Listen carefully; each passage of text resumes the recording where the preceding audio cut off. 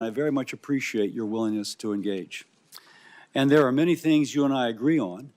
We're in total agreement on the need to address ultra-processed food, to reduce obesity. And obesity, of course, the leading cause of chronic disease and therefore of shorter lifespans. And this will be a priority in this committee, and I look forward to collaborating with you if you are confirmed. But it's no secret, I have some reservations about your past positions on vaccines and a couple other issues. And so we know a lot about you. I'll tell you a little bit about myself. Before I entered politics or even thought about running for office, I practiced medicine for 30 years, working in public hospitals in California and Louisiana, specializing in liver disease, caring for those who otherwise would not have had a specialist. If you will, dedicating my life to saving lives, that is, being a doctor. Now, there is a moment in my career that really informs me now. In the early 2000s, I was loading a patient onto an air ambulance, an 18-year-old young woman, to go to get a liver transplant from acute liver failure due to hepatitis B. Barely an adult, her entire life ahead of her, all the hopes and dreams she might want, the children, the grandchildren, the future generations, wiped away if she did not get to the LSU hospital in Shreveport for an emergency transplant. Now, the transplant, an invasive, in 2000, $250,000 surgery that had a 5 to 10% mortality rate, but even if she survived, would leave her with a liver transplant and hospital bills every year of $50,000. And as she took off, it was the worst day of my medical career, because I thought $50 of vaccines could have prevented this all. And that was an inflection point in my career. And since then, I've tried to do everything I can to make sure I never have to speak to another parent about their child dying due to a vaccine-preventable disease. So I worked with community and business leaders to form a public-private partnership in the capital region of Louisiana. We vaccinated 36,000 children for hepatitis B, and since the CDC and the ACIP have recommended universal vaccination for children, the number of acute hepatitis B cases in our country has declined by almost 90%. So as a physician who's been involved in immunization programs, I've seen the benefits of vaccinations. I know they save lives. I know they're a crucial part of keeping our nation healthy. Now, Bobby, I've learned you got a tremendous following. My phone blows up with people who really follow you. And there are many who trust you more than they trust their own physician. And so the question I need to have answered is, what will you do with that trust? Whether it's justified or not, and you may not want this to be the case, but I have constituents who partly credit you for their decision to not vaccinate their child. Now, that's a real conversation. And I'm hearing from them, and they want you confirmed. Now, you're going to tell us this week, as you did, I think you'll tell us today, as you did in Finance Committee yesterday, that you're pro-vaccine. So what will you tell the American mother? Will you tell her to vaccinate her child or to not? Or to have a conversation with her doctor, but for many that will be permission to not vaccinate their child. We know that to be the case. So your past of undermining confidence in vaccines with unfounded or misleading arguments concerns me. Can I trust that that is now in the past? Can data and information change your opinion, or will you only look for data supporting a predetermined conclusion? This is imperative. You will have the responsibility to restore trust in our public health institutions in this position you have. Now let's turn a little political. I want President Trump to be successful. It's important for our country. Any action you take as HHS Secretary will shape his legacy, and we both want that legacy to be positive. So, thank you for coming before the committee, for being willing to serve. and I look forward to today's conversation. And with that, I yield to my ranking member, Senator Sanders. Thank you, Senator Cassidy, Chairman. And Mr. Kennedy, thanks for being with us. I'm going to discuss later the issue of vaccines, which Senator Cassidy raised, and it's of concern, I think, to all of us. But before I go there, I wanted to congratulate you, in a sense, for the phrase, "Make America Healthy Again." I think that is a cry that all of us, a goal that all of us share, because as you have indicated, we're a very unhealthy society.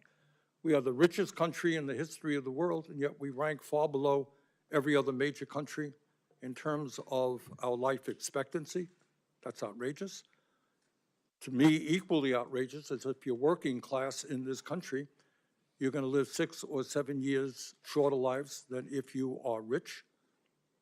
In America today, 68,000 people die every year because they can't get to a doctor. They can't afford to get to a doctor. You pointed out yesterday the outrageous cost of healthcare in America, 2 or 3 times more than other industrialized countries are paying. Unbelievably, in this country, hundreds of thousands of people who deal with cancer, struggling for their lives. You know what happens to them? They go bankrupt. They deplete their lives' savings. In other words, when we talk about making America healthy, you got to talk about a broken, corrupt healthcare system. Your uncle, President Kennedy, your father, Bobby Kennedy, great senator from New York, your uncle sat right now where Senator Kennedy is, Senator Cassidy is sitting, chairman of this committee. All of them did what I think is the right thing. They said healthcare is a human right. They looked all over the world. They saw every other major country guaranteeing healthcare to all people, whether they're rich or poor, young or old. So I'm not quite sure how we can move to making America healthy again unless we have the guts to take on the insurance companies and the drug companies and guarantee healthcare to all people. I'll be asking you a question about that. Lowering the cost of prescription drugs. How do you make America healthy again if 1 out of 4 people in this country cannot afford the price of prescription drugs, which is far higher in America than any other country on earth? Under President Biden, we made some progress, and this committee played an active role in having Medicare begin for the first time negotiating the price of drugs that we are paying. And I'm going to ask you whether or not you will demand that President Trump follow what we accomplished here. We are the only major country on earth not to guarantee paid family and medical leave. Mr. Kennedy, there are women today who are having babies, then they got to go back to work in a week or 2 because they have no guaranteed paid family and medical leave. How do you have a healthy country when women are forced to go back to work, when women and men get fired because they stay home taking care of their sick kids? That's not making America healthy again. And I would go a little bit beyond the jurisdiction of Health and Human Services, but I think it's important. If you are working 50 or 60 hours a week, making 13, 14 bucks an hour, which is what millions of Americans are, can you be healthy? Will you join those of us who think that in the United States, wealthiest country on earth, people work 40 hours a week, they should not live in poverty, got to raise the minimum wage to a living wage?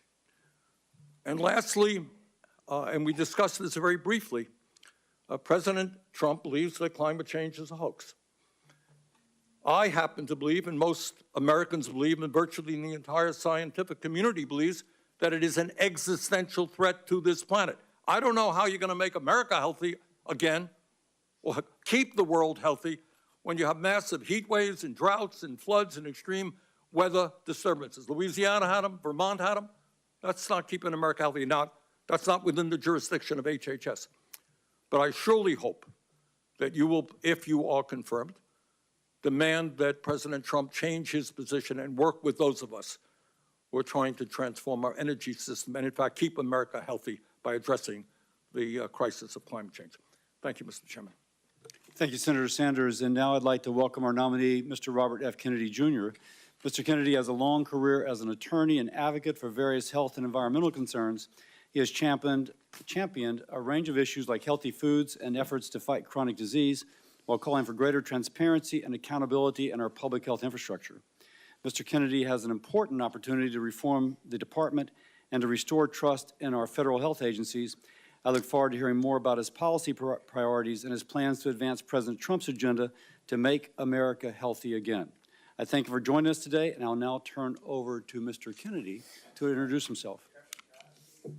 Is your microphone on? Is your microphone on? Thank you, Chairman Cassidy. Thank you, Senator Sanders. Ranking members, Senator Sanders, and other members of this distinguished committee. Cheryl and I were heartbroken last night to learn of the tragic accident that took so many of our fellow Americans, including our service members. We are in an apartment where we were able to see the rescue operations from our window. Senator Marshall, please know that I will continue. There you are. I'll continue to pray for you, as I texted you last night, for those who were lost, who called your state home, as well as Senators Kaine and also Brooks. We appreciate the first responders and local officials who are working so hard. May God continue to be with us all who are impacted and those who continue to help with the recovery. I'm humbled to be sitting here today as President Trump's nominee to oversee the U.S. Department of Health and Human Services. I want to thank President Trump for entrusting me to deliver on his promise to make America healthy again. I'm grateful to have my family here once more with me. I want to introduce my wife, Cheryl, my daughter, Kik, my son, Bobby, my daughter-in-law, Amaryllis, and my nephew, Jackson Hines. I want to thank them, as well as the many members of my large extended family, for the love they have so generously shared. I want to particularly thank you, Mr. Chairman, for the time you've spent with me and the times we've talked in person and by phone. I greatly admire your passion for public health and your commitment to science. And this committee is blessed to have a medical doctor at the helm and two other medical doctors, Dr. Marshall and Dr. Rand, on the committee. I explained yesterday to the Finance Committee that my journey into the issue of health began with my career as an environmental lawyer, working with hunters and fishermen and mothers in the communities and small towns along the Hudson River. I learned that human health and environmental health are intertwined and inseparable. The same chemicals that kill fish also sicken human beings. Today, Americans' overall health is in grievous condition. Over 70% of adults and a third of children are overweight or obese. Diabetes is 10 times more prevalent than in 1960. Cancer among young people is rising by 1 or 2% per year. Autoimmune diseases, neurodevelopmental disorders, asthma, Alzheimer's, ADHD, depression, addiction, and a host of other physical and mental health conditions are all on the rise. The United States has worse health than any other developed nation. Yet we spend more on health care, sometimes double, sometimes triple, as other comparable nations. Last year, we spent $4.8 trillion, not counting the indirect costs from missed work. That's almost a fifth of GDP. It is tantamount to a 20% tax on the entire economy. No wonder America has trouble competing with countries that pay a third of what we do for their health care and yet have a healthier workforce. But I don't want to make this too much about money. It's the human tragedy that moves us to care. President Trump has promised to resurrect America's global strength and our leadership and to restore the American dream. And he understands that we can't be a strong nation unless we're first a healthy people.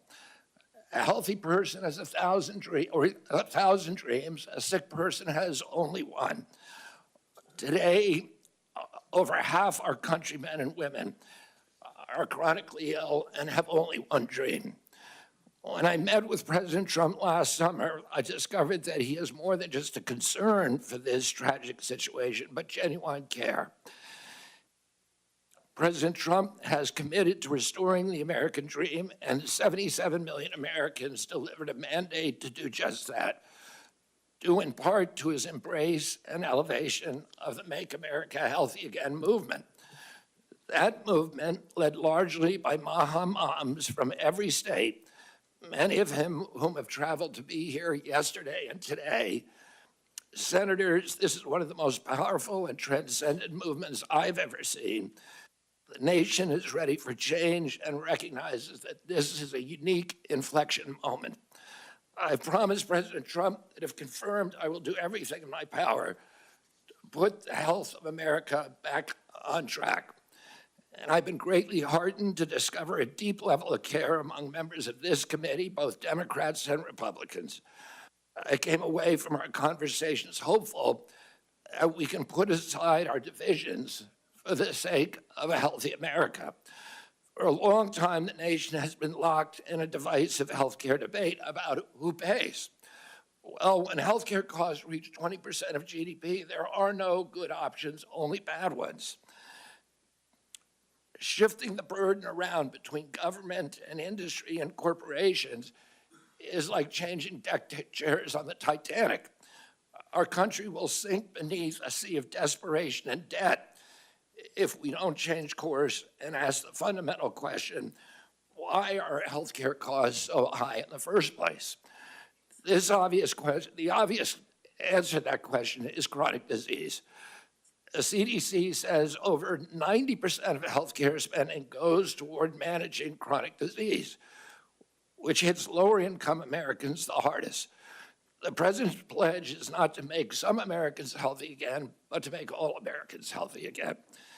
There is no single culprit for chronic disease. Much as I've criticized certain industries and agencies, President Trump and I know that most of the scientists and experts genuinely care about American health. Therefore, we will bring together all stakeholders in pursuit of this unifying goal. Before I conclude, I want to make sure this committee is clear about a few things. News reports and many in the hearing yesterday have claimed that I'm anti-vaccine and anti-industry. Well, I'm neither. I'm pro-safety. I'm pro-good science. I worked for 40 years to raise awareness about mercury and other toxics in fish, and nobody called me anti-fish. All of my kids are vaccinated. I believe vaccines have saved millions of lives and play a critical role in healthcare. Nor am I the enemy of food producers. American farms are the bedrock of our culture and our national security. I was a 4-H kid, and I spent my summers on ranches. I want to work with our farmers and food producers to remove burdensome regulations and unleash American ingenuity. MAHA simply cannot succeed if we do not have the partnership of America's farmers. In my advocacy, I've often disturbed the status quo by asking uncomfortable questions, and I'm not going to apologize for that. We have massive health problems in our country that we must face honestly. And the first thing I've done every morning for the past 20 years is to pray to God that he would put me in a position where I can end the chronic disease epidemic and protect our children.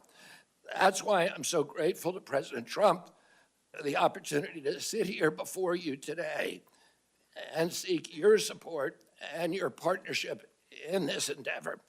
I'll conclude with a promise to you, Mr. Chairman, the members of this committee, to the President, and most of all to the tens of millions of parents across America, especially the moms, who have propelled this issue to center stage.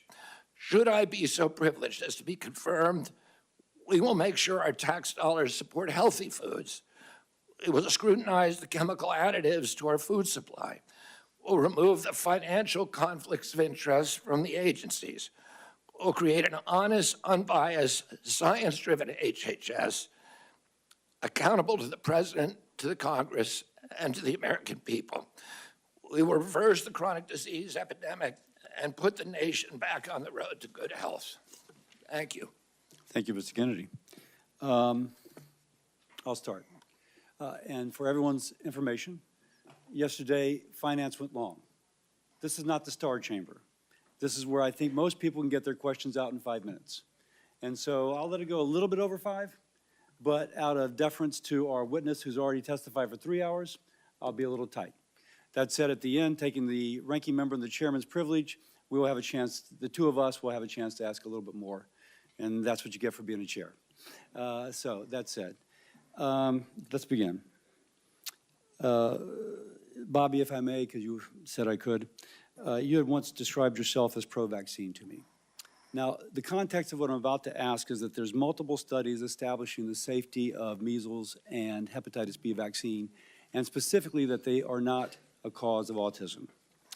In this position, and you have previously said yes, but if you are approved to this decision, to this position, will you say unequivocally, will you reassure mothers unequivocally and without qualification that the measles and hepatitis B vaccines do not cause autism? Senator, I am not going into the agency with any. Well, that's kind of a yes or no question, because so if you're, because the data is there, and that's kind of a yes or no. And I don't mean to cut you off, but that really is a yes or no. If the data is there, I will absolutely do that. Now there is the data. Just because I used to do hepatitis B, as I've said, I know the data is there. Well, then I will be the first person. If you show me data, I will be the first person to assure the American people that they need to take those vaccines. Now, what concerns me is that you've cast doubt on some of these vaccines recently. I mean, like the last few years, but the data, and I can quote some of it. The data has been there for a long time. I've been out of the game. I've been in Congress for 16 years. And this data was in large measure generated before I came to Congress. So my concern is that if you were making those claims and being so influential, I mean, your bully pulpit is incredible. With that responsibility, that you never acquainted yourself with anything that might contradict that what you were previously saying. So let me ask once more. If the data is brought to you, and these studies that have been out there for quite some time and have been peer-reviewed, and it shows that these two vaccines are not associated with autism, will you ask, no, I need even more? Or will you say, no, I see this, it's stood the test of time, and I unequivocally and without qualification say that this does not cause autism? Not only will I do that, but I will apologize for any statements that misled people otherwise. Thank you. Next. And I just want to pledge to you that I will never stick on a point if somebody shows me data that says I'm wrong. I know that's an interpretation people have, but it's absolutely wrong. I am science-driven and evidence-driven. I think the concern is how persuadable people are. But let me go on because I have limited time. I'm going to hold myself to the same 5 minutes. Yesterday, Senator Bennett in Finance asked you if you had once previously made statements that Lyme disease was created as a military bioweapon, and you said you may have said that once. Do you still believe that Lyme disease was created as a military bioweapon? I've never believed that, Senator. What I said is that that we should always follow the evidence. There were 3 books suggesting that. I have not read them through. What I've said is we should always follow evidence, no matter what it says. So I never have said that definitively Lyme disease was created in a biolab. Okay. Next, again, this will be kind of a yes or no. Do you commit that you will revise any CDC recommendations only based on peer review, consensus-based, widely accepted science? In other words, not personal beliefs or the beliefs of any single person that you or your department may identify? Absolutely, Senator. I am not going to go into HHS and impose my preordained opinions on anybody at HHS. I'm going to empower the scientists at HHS to do their job and make sure that we have good science that's evidence-based, that's replicatable, where the raw data is I'm almost published. out of time, so let me get to another question. All right. Do you promise that FDA will not deprioritize or delay review and/or approval of new vaccines, and that vaccine review standards will not change from historical norms? Well, we will have the best vaccine standards with safety studies, and I will not, if the That's a panels little bit of a recommend- different answer than the question I asked, because what is the best could be in the eyes of the beholder. So let me read again. Promise that the FDA will not deprioritize or delay review and/or approval of new vaccines, and that vaccine review standards will not change from historical norms. Yes. Great. With that, I will set a good example, and I yield my time to my ranking member. Thank you, Chairman Cassidy, and I'm going to do what I very rarely do, is actually follow up on a question from Senator Cassidy. There have been, as I understand it, dozens of studies done all over the world that make it very clear that vaccines do not cause autism. Now, you just said, if I heard correctly, well, if the evidence is there. The evidence is there. That's it. Vaccines do not cause autism. Do you agree with that? As I said, I'm not going to go into HHS with any preordained. I asked you a simple question, Bobby. The studies all over the world say it does not. What do you think? Senator, if you show me those studies, I will absolutely, as I promised to Chairman Cassidy, I will apologize. That is a very troubling response, because the studies are there. Your job was to have looked at those studies as an applicant for this job. All right. Let me ask you another question about this one, about COVID. Scientists with the Yale School of Public Health and University of Maryland have estimated that the COVID vaccine saved 3 million lives and prevented 18 million hospitalizations. President Trump, someone who I do not often agree with, has said that the COVID vaccine was, quote, one of the greatest miracles of the ages. That's Donald Trump. Bobby, you had a very different perspective. At a time when thousands of Americans were dying from COVID every week in May of 2021, you petitioned the Food and Drug Administration to revoke the emergency use of COVID vaccines. So my question to you is, were the scientists who told us that the COVID vaccine was imperative, and President Trump who told us that it was this great thing, were they right, or were you right when you told people that they should not take COVID shots? Senator, I filed that lawsuit after CDC recommended the vaccine for 6-year-old children without any evidence that it would benefit them and without testing on 6-year-old children. And that was my reason for filing that lawsuit. Was the vaccine, COVID vaccine, successful in saving millions of lives? I don't know. We don't have a good surveillance system, unfortunately. We don't know? I don't think anybody can say that. If you show me science that says that. You know, Bobby, you say, if I show you, you're applying for the job. I mean, clearly, you should know this. And that is, the scientific community has established that COVID vaccines save millions of lives, and you're casting doubt. That is really problematic. All right, let me ask you another question on another subject.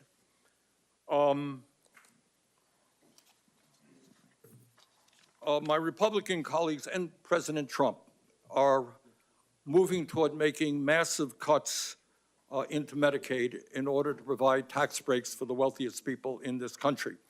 As I'm sure you know, Medicaid provides health insurance to tens of millions of children, provides the funding for 2 out of every 3 seniors in nursing homes.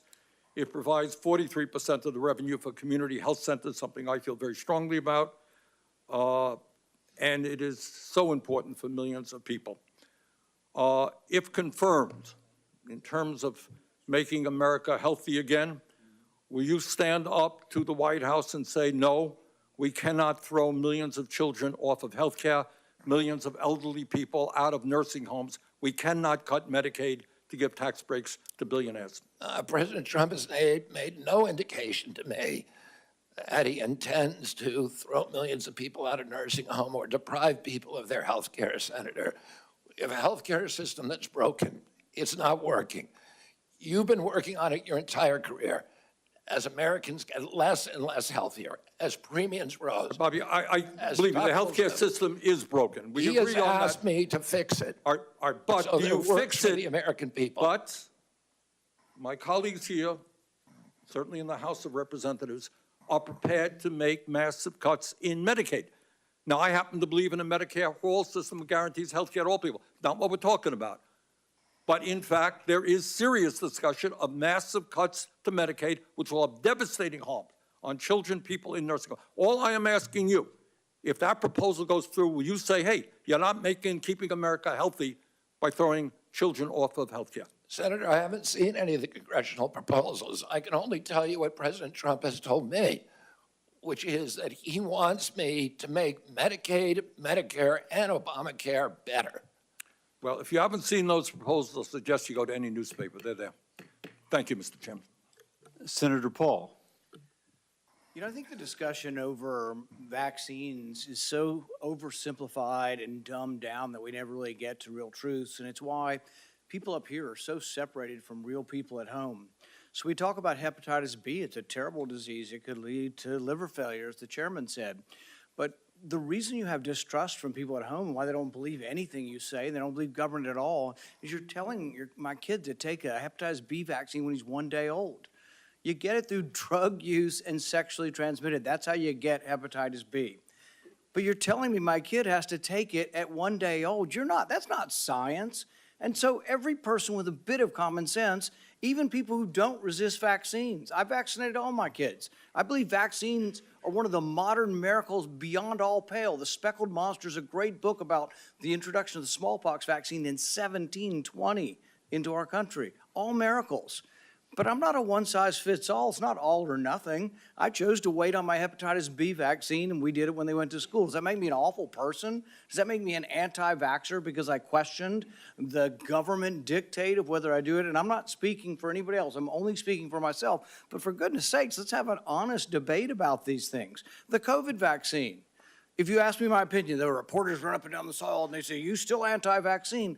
No, I'm pro-vaccine. But on the COVID vaccine, and on the COVID illness, there was a 1,000-fold or more difference between the elderly and children. If you don't acknowledge that, you're committing malpractice. You're showing your ignorance. If you say a 6-month-old must be mandated to get it, the science is not there. So all this blather about the science says this and the science says that, no, it doesn't. The science actually shows that no healthy child in America died from COVID. Look it up. No healthy child died from COVID. And so the thing is that it's 1,000-fold greater. So if you ask me my advice as a physician, if you were 65 or older or overweight and some other conditions, I would have said, hell yes, I'd take the COVID vaccine. The risks of the disease were real and much greater than the vaccine. But if you ask me, should my healthy 6-month-old get it? See, these are the nuances you're unwilling to talk about because there's such a belief in submission. Submit to the government. Do what you're told. There is no discussion. There ought to be a debate. You're not going to let him have the debate because you're just going to criticize and say, it is this, and admit to it, or we're not going to appoint you. But it's more complicated than that. And this is why people distrust government, because you're unwilling to have these conversations. And go home. Ask your Democrat young mothers, your Republican young mothers, if they're vaccinating their kid for hepatitis B, and they're like, well, do I have to do it on day one? It's this precious little baby. Is there science to say you shouldn't do it? Probably not, but it's my kid. You know, it's like, there isn't clear-cut science saying not to. But on autism, there's no good science of anything to show what causes autism. We don't know. It's a profound disease. I know many moms here and dads who have kids with autism. I know them personally. I've met their kids. But the thing is they saw their kids developing completely normal, maybe speaking 100 words go to no words at about 15 months of age. Now, there isn't proof. There isn't proof that the vaccines cause it. That's true. There isn't proof that it causes it. But we don't know what causes it yet, so shouldn't we be at least open-minded? We take 72 vaccines. Could it be? I don't know. But we shouldn't just close the door and say we're no longer, because we believe so much in submission, we're not going to have an open mind to study these things. And so it's sort of this crazy notion. Schizophrenia, I would put in the same notion. You have a kid who's completely normal to 18 or 19. and their brain goes haywire. How does that happen? It's the most bizarre disease. Shouldn't we be open? Could it be our food? It might be vaccines, it might be our food, but autism's more common. I don't know about the schizophrenia statistics, but autism is more common. Shouldn't we want to be open-minded? Instead, we're so close-minded and we're so consensus-driven that the science says this. Well, science doesn't say anything. Science is a dispute, and 10 years from now, we could all be wrong.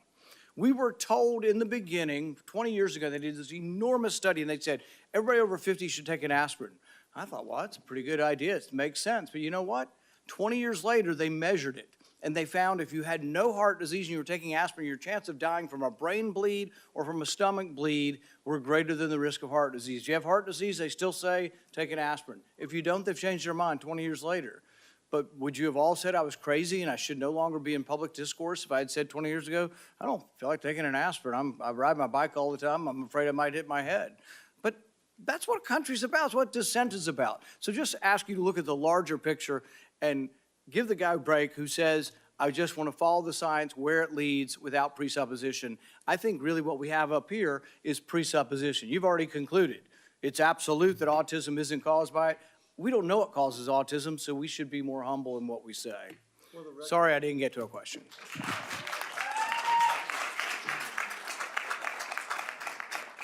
For the record, if a child is born to a hepatitis B mother, that child may have a 95% chance of becoming a chronic carrier.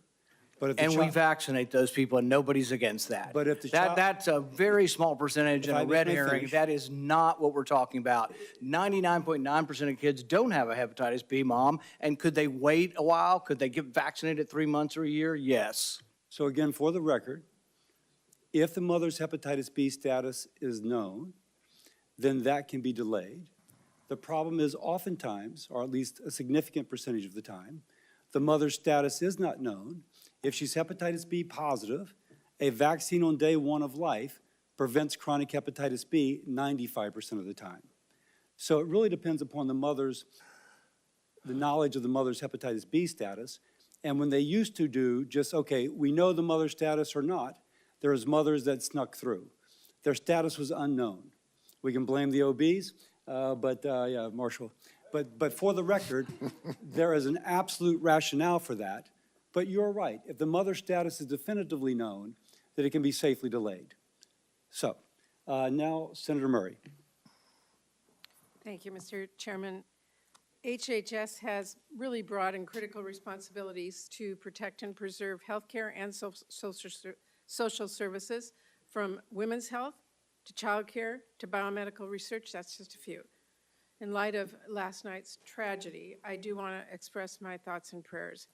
But it is, I think, a painful reminder to all of us that we need competent people running our federal agencies to respond when a crisis strikes. Mr. Kennedy, let me start by talking about vaccines. I think we all agree that cancer is particularly nefarious chronic disease. And the American Cancer Society reported earlier this month that women under 50 are experiencing a dramatic increase in the incidence of that disease. Fortunately, there is clear data showing that the HPV vaccine has saved lives and cut cervical cancer rates dramatically.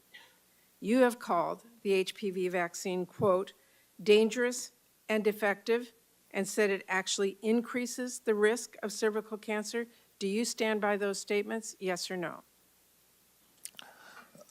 The HPV vaccine, I brought litigation. I represented. Yes or no?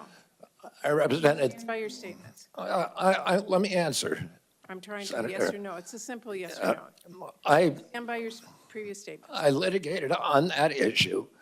I represented hundreds of young girls who felt that they were injured by the vaccine. That trial is happening right now in Los Angeles. Well, let me Those ask you. questions will be answered by a jury in that trial. You said that no loving parents would allow their daughter to receive that vaccine. If confirmed as HHS Secretary, would you recommend that parents get their children vaccinated against HPV? I recommend that children follow the CDC schedule. And I will support the CDC schedule when I get in there, if I'm fortunate enough to be confirmed. Would you recommend that parents get their children vaccinated against the measles? Yes or no? Against measles? Yes. Well, I just remind everybody that parents look to our health leaders for advice on these decisions. You would be a health leader, and for the record, I would like to put into the record his previous statements on these vaccines. I do want to ask you a question about character. I still believe character matters, and I want to let you respond to this. You were accused of sexual harassment and assault by Eliza Cooney, who was first hired as a part-time babysitter by your family. When you were confronted about this accusation, you said you were, quote, not a church boy, and that you, quote, have so many skeletons in my closet. You then texted Ms. Cooney an apology and indicated you had no memory of what she described. Mr. Kennedy, I'm asking you to respond to those accusations seriously in front of this committee. Did you make sexual advances towards Ms. Cooney without her consent? No, I did not, and that story has been debunked. But why did you apologize to her then? I apologize for something else. Well, that's not my understanding. Are there, let me just ask you. All you have to read is the text which she published. It's not for that. That is not how I've read it. Are there any other instances where you have made sexual advances towards an individual without their consent? Just yes or no? No. No. Mr. Kennedy, you said that you're going to say to NIH scientists, God bless you all, thank you for your public service. We're going to give infectious disease a break for 8 years. Excuse me? You said you just said thank you for your service to our federal employees. You want to give infectious disease a break, that's a quote. Will you support the development and distribution of vaccines for the avian flu, yes or no? Will I, for the avian flu? Yes. But my time's almost up, but having read a lot and listened to a lot, I just want to remind all my colleagues that by voting to confirm Mr. Kennedy, we would be telling our constituents he's worth listening to. That alone could get people killed before he even lifts a finger, because he does not even need the levers of power to influence people, as we saw in Samoa. All he needs is a megaphone. To affirm his views by voting to confirm him as our highest health official, we should not mince words about what that would mean. When babies die from whooping cough because parents weren't sure if the vaccine was safe, we will have to look them in the eye. When measles sweeps through school, then hospitals, nursing wards, will this be worth it?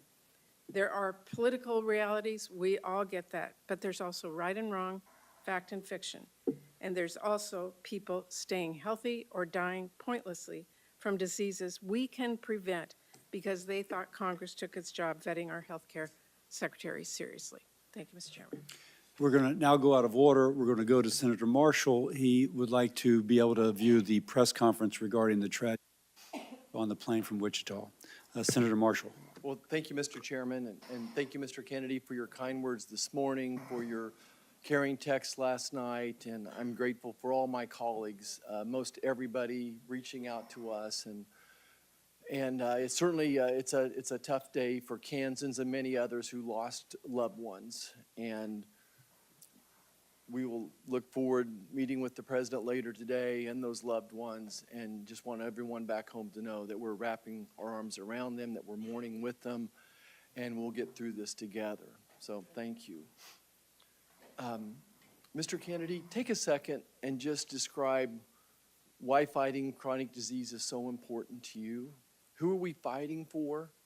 What is your role as HHS secretary, and is there anything that's a bigger priority to you than this as you go into this role? Thank you, Senator. When I was a 10-year-old boy, my uncle was in the White House. The chronic disease among American children was 2%. Today it's 66%. The cost of chronic disease to our country when my uncle was president was zero. There were not even treatments for chronic disease at that time. Today, the cost is $4.45 trillion. It is bankrupting our country. 77% of American kids can't qualify for military service. 38% of teens, according to NIH's last report, which was 3 weeks ago, 38% are diabetic or pre-diabetic. When my uncle was president, the typical pediatrician would 1 or 2 cases of diabetes in his lifetime, juvenile diabetes.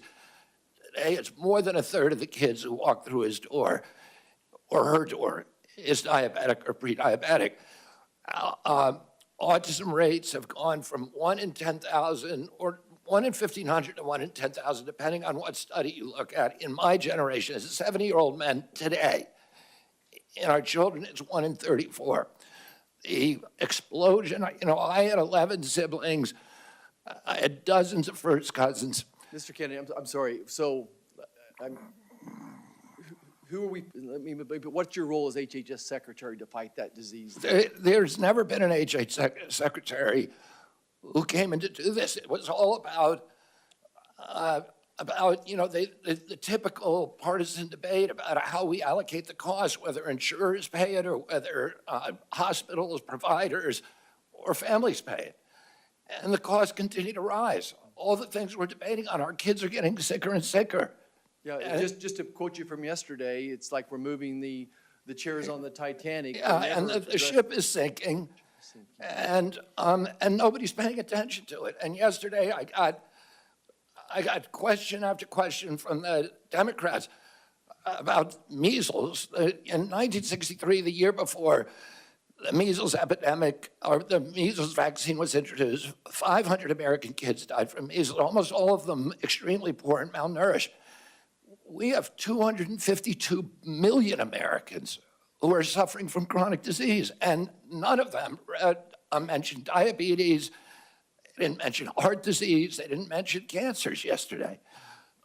We need to refocus if we're gonna save our country. This is existential. Our country's not gonna be destroyed because we get the marginal tax rate wrong. Right. It is gonna be destroyed if we get this issue wrong. And I am in a unique position to be able to stop this epidemic. Mr. Kennedy, I want to just contribute as one of the 3 physicians on here, and even as I listen to my friends across the aisle, my conclusion is that we have to guard the physician-patient relationship and give those parents of these kids the information. All 3 of us are going to disagree on exactly who should and shouldn't get a particular vaccine. We all recognize the incredible successes of different vaccines as well, but we have to give the American public the best information, non-biased information, and I'd love to get you to respond to that, but I have an important question for folks back home. And this will be my last question. I've never seen a person whose words written and spoken have been so misattributed, exaggerated, sensationalized, and taken out of context. Will you just speak to my farmers and ranchers back home and tell me about your, where do they fit in this role of MAHA and how we're going to work with them and just your compassion towards these farmers and ranchers? Yeah, I mean, MAHA will not succeed without the cooperation and partnership of agricultural producers, of farmers and ranchers across this country. I was a 4-H kid. I grew up working on ranches. And I've worked for years representing farmers in various forms of litigation. Thomas Jefferson said that American democracy is rooted in tens of thousands of independent freeholds owned by farmers. We are losing farmers today, and we can't afford to lose a single farmer. And on my watch, I do not want to lose a single farmer. We have to offer farmers an off-ramp from chemically intensive agriculture, which they don't want to do, which even the chemical industry is ready to change, so that they can grow crops that they can sell in Europe. They can grow crops. Senator Hawley told me during our meeting that 4 out of his 5 of his brother-in-laws have Parkinson's. There's illness all over the farm community, and it's undoubtedly related to the intensity of chemical pesticides. Mr. Kennedy. We need to reduce that, but I'm not going to do anything coerce the farmer. President Trump was the best president in modern American history for the American farmer. The first one to see farm prices go up. He has instructed me to take care of the farmers and make sure they're full partners. Thank you. Senator Baldwin. Thank you, Mr. Chairman. Mr. Kennedy, I've been listening to the back and forth and questions, and when people have tried to pin you down, you have said... Can you speak up, Senator Baldwin? Yes, I've been listening to the back and forth, the questions, and when people tried to pin you down on a point, you said, show me the data, or bring me the studies. And I want to suggest that that data is out there, and those studies are out there. And if you're going to review all the studies and the data, you're going to be doing that, if confirmed, for your first year of being secretary. When we talked, we were talking a bit about vaccines at the end of our meeting, and you said really to me that there's no post-approval safety monitoring. And that led me to believe that you're not aware of the significant and ongoing safety monitoring that occurs after years of rigorous studies showing vaccines to be safe and effective. And so I want to give you the opportunity to set the record straight here. Are you aware of the measures in place throughout Health and Human Services to ensure vaccine safety after approval? Yes or no? I'm aware of the VAERS system, which CDC admits it captures fewer than 1% of vaccine injuries. So you are aware of the I'm also CDC aware- monitoring? Are you aware of the FDA post-approval monitoring? I'm aware of only 2 systems. Are you aware of the vaccine safety data link? Oh, yeah, I'm very aware of that. Are you aware of the vaccine adverse event reporting system? I'm aware of the vaccine safety data link that CDC keeps under a lockbox and will not let independent scientists Are you look at it. aware of the clinical immunization safety assessment project? As I said, Are we you need- aware of VSafe? I'm aware that they're broken, and I can explain to you how each one of those is broken if you're interested. What I want to do is make sure we have gold standard science. We get the conflicts off the panels so that people, this Congress. What I listed right now are just some of the guardrails that are in place to ensure that life-saving vaccines are safe and effective. And this is after numerous clinical trials, rigorous studies, and review by an independent panel of experts that show vaccines are safe and effective, which is available to all the public. If you want to take a second look at the science, like you have said, well, it's here, it's available, and it's conclusive. And saying anything else is undermining vaccines. To a different And by the issue. way, repeating what Congress found in the issue. 2003 investigation. Kennedy, I want to move to what I hope it will be pretty simple stuff. In general, for a drug to be considered safe, would you say that 97, 98% of people taking that drug and having no complications is generally safe?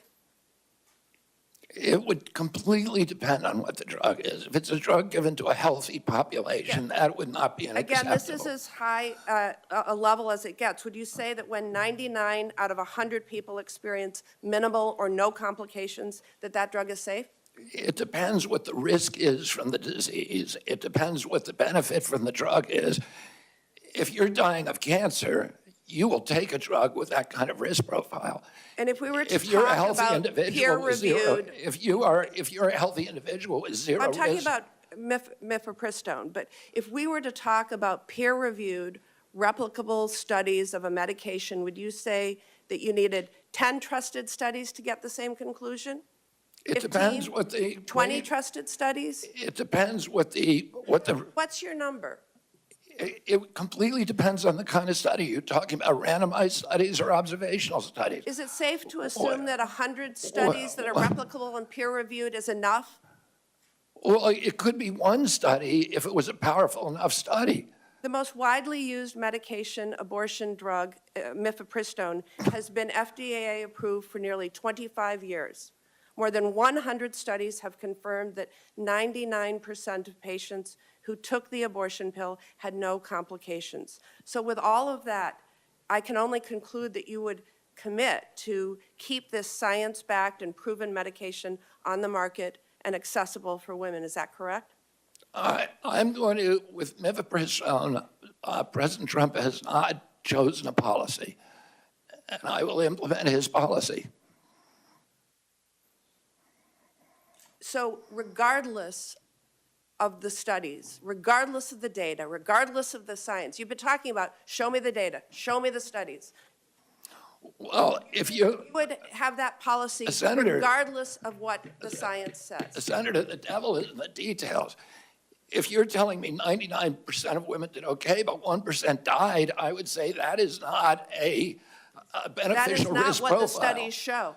I know, but you're not showing me. I need those details from the study before I can't buy a pig in a poke.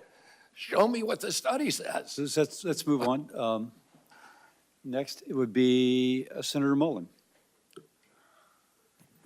Thank you, Mr. Kennedy, for being here. You know, we have fortunately been able to form quite a friendship over the last year, and I appreciate it. Appreciate the in-depth conversations we've had. And I just want to point out, I don't understand why my colleagues all of a sudden say we can't question science. I mean, it absolutely blows my mind that all of a sudden it's such shame that Bobby's sitting up here and he's questioning science, because I guarantee you, if he was sitting here and he was going to be the secretary of HHS underneath the former President Biden, which I enjoy saying former president, I would bet you that you guys would have his back 100% and enjoy the fact that he's questioning science. And would probably support his positions 100%, but because he's now on the Republican side, you guys have like went way off the rail, and how dare he question science? My God, if we didn't question science, where would we be today? We've always questioned science. Science is always evolving and always changing. Have a glass of wine a day, it's healthy for you. Don't have a glass of wine a day. Have a piece of chocolate a day, it's healthy for you. Dark chocolate is healthy for you. Take an aspirin a day, as Senator Rand Paul pulled out. I mean, where would we be today if we didn't ever question science? But I will say there's an issue that I have as a father of 6, that when my kids come out from getting their vaccines, they look like a freaking pincushion. I mean, 72 vaccinations? I think there's a reason we should be questioning this. When you start looking at the rise of autism, why wouldn't we be looking at everything? Who wouldn't want to look at everything? Give me anybody in this room that doesn't know somebody that you're personally connected to that one of their children doesn't suffer from some severity of autism. Give me one. And you guys are all saying that Bobby can't question it? I don't get it, guys. I don't understand your point, other than the fact you just oppose him because he supports a president that you guys don't like now. I applaud him for going into the situation and saying, let's question something. The definition of insanity is doing the same thing, expecting different results. Is it not true that you're supposed to question science? Is anybody going to question the fact that that's not true? Bobby, share the numbers again with me about autism. Where they at when you as a child to where they're at today as my kids are children? There weren't a lot of studies when I was a kid, but the best studies, and really the only studies out there are 2 studies. One shows a rate of about 1 in 10,000, another about 1 in 1,500. And you know, there are other estimates in between. Today, it is 1 in every 36 kids, according to CDC. So I want to say one other thing.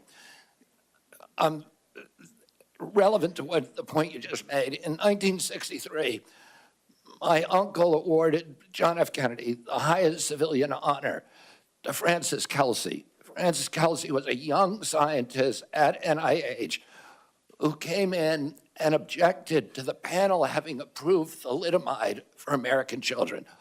All the scientists of that day, they were doing it in Europe, all the scientists of that day and the scientific panels that work for the agency approved, green-lighted thalidomide.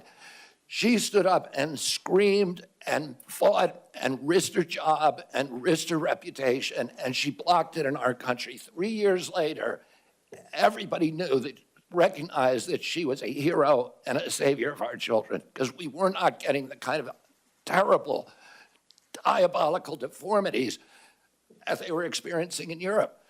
My uncle gave her the highest civilian honor because she questioned science and was courageous enough to stand up and say, I don't care what happens to me, this cannot happen. And irony is that she was a Democrat at that time and she questioned science. But now all of a sudden, because you're working for Republicans, you're not allowed to question science. Let's go back to this and say let's just use the number of 1 in 10,000 at your age. Now, we're a little bit different in age. I'm not going to say how old you are, but you look great for your age. I will say that 1 in 36, that's not a pandemic, then what is? 1 in 36, and it used to be 1 in 10,000 have autism now? Can any of you guys with a straight face say that we shouldn't look at every aspect to what we're putting in our kids, be it from the food to the vaccines? 1 in 36. That scares the living daylights out of me. With 6 kids, I could have 36 grandkids.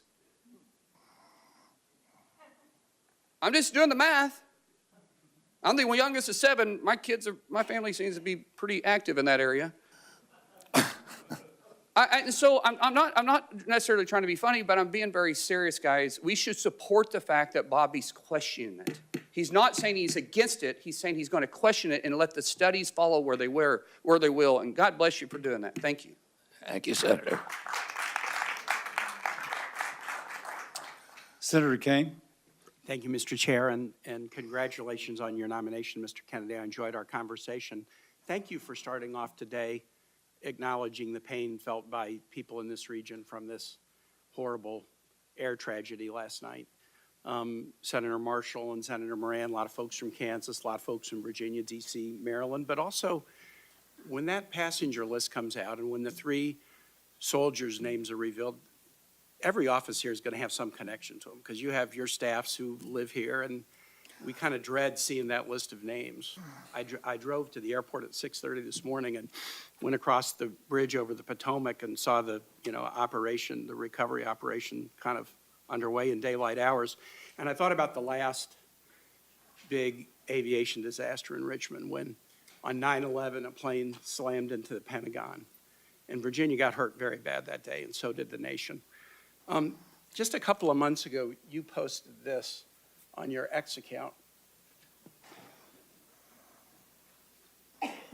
On 9/11, it's hard to tell what is conspiracy theory and what isn't. I'd like to introduce that for the record, Mr. Chair. We take that kind of stuff pretty personally.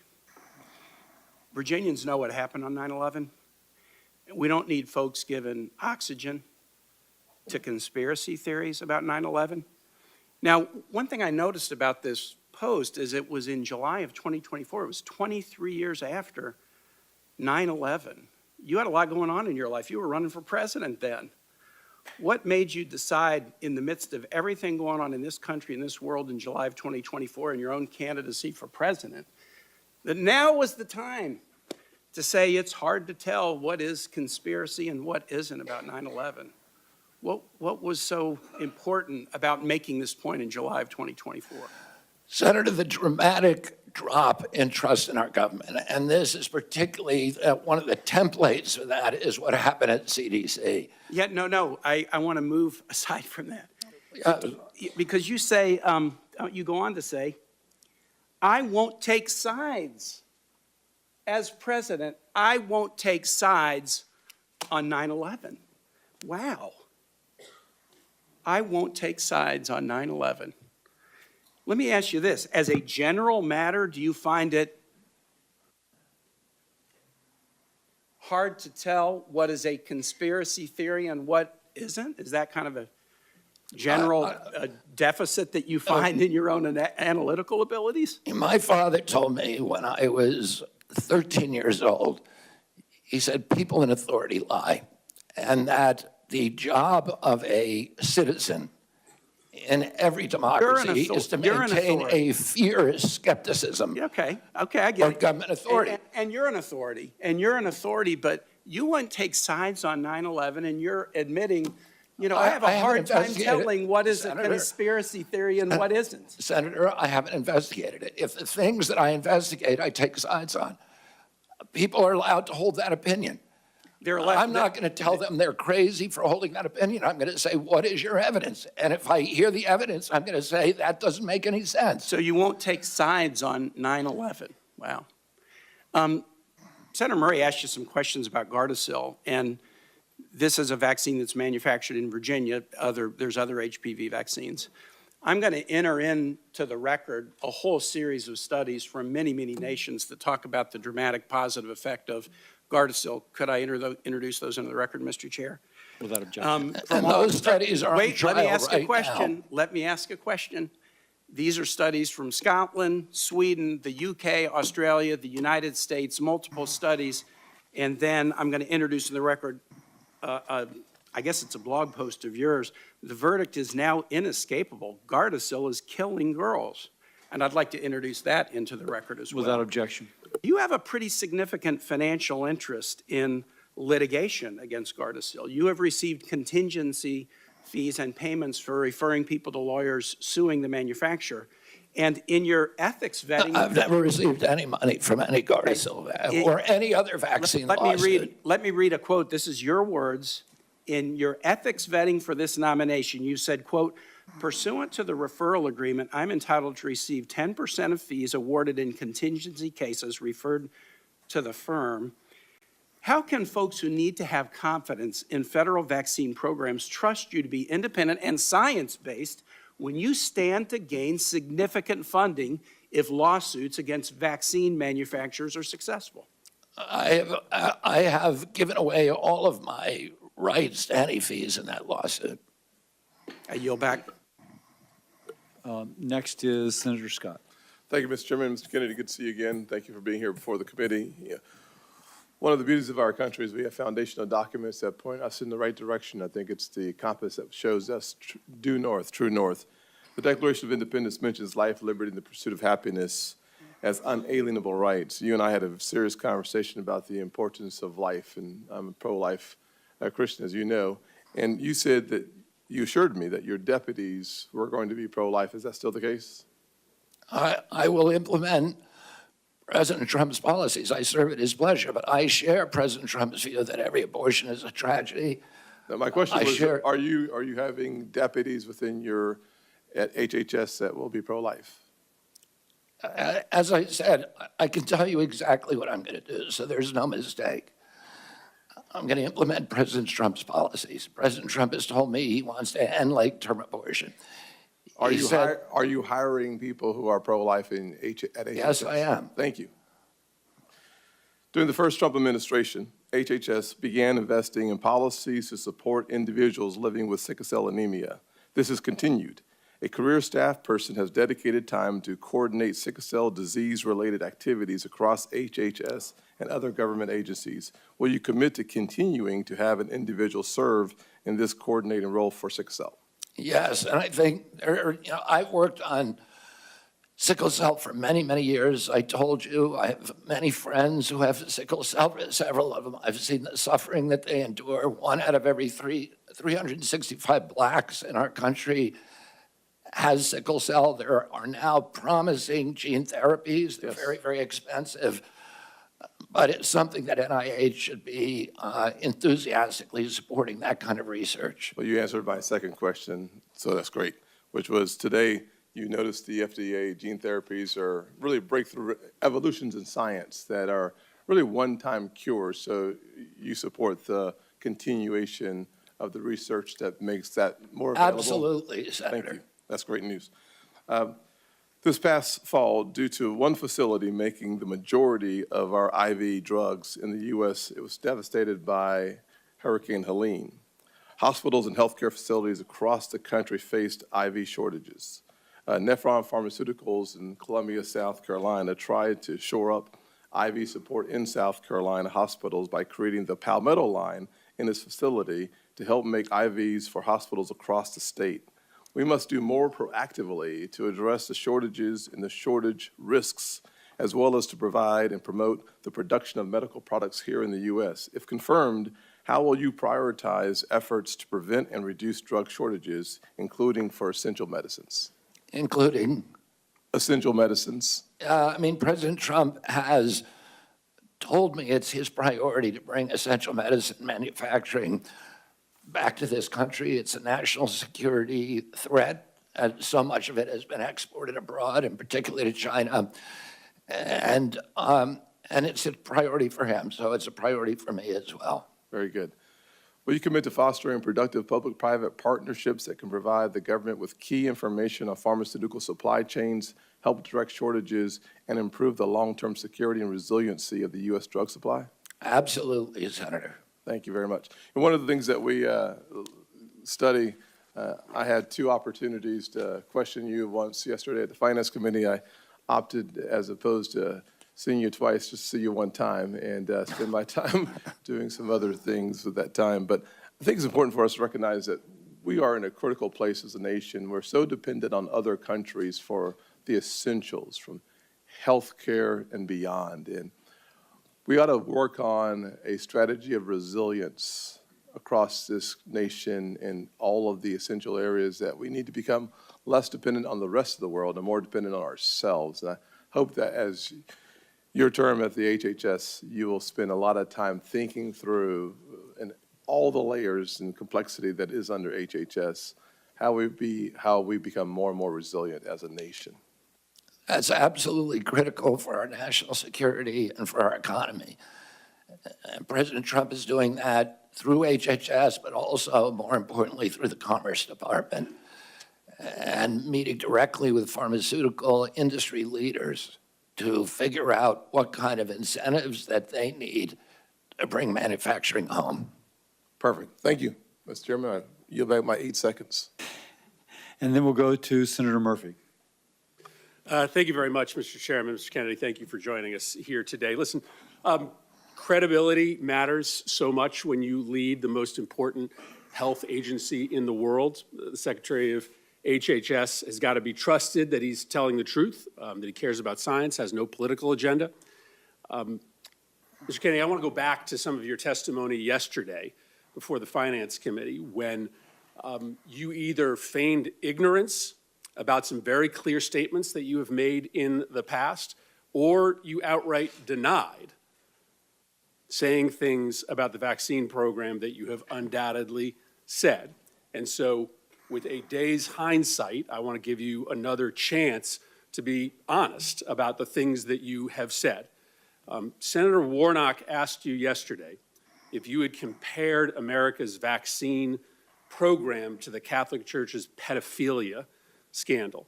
You said you never said that. Now, I'm not asking you to explain what you said. I didn't say it, never said that. You didn't say that. Senator I did Warnock, not say that I hadn't said that, Senator. I okay. said the other question you asked me about Nazi death camps. That's fine. You're doubling down on that.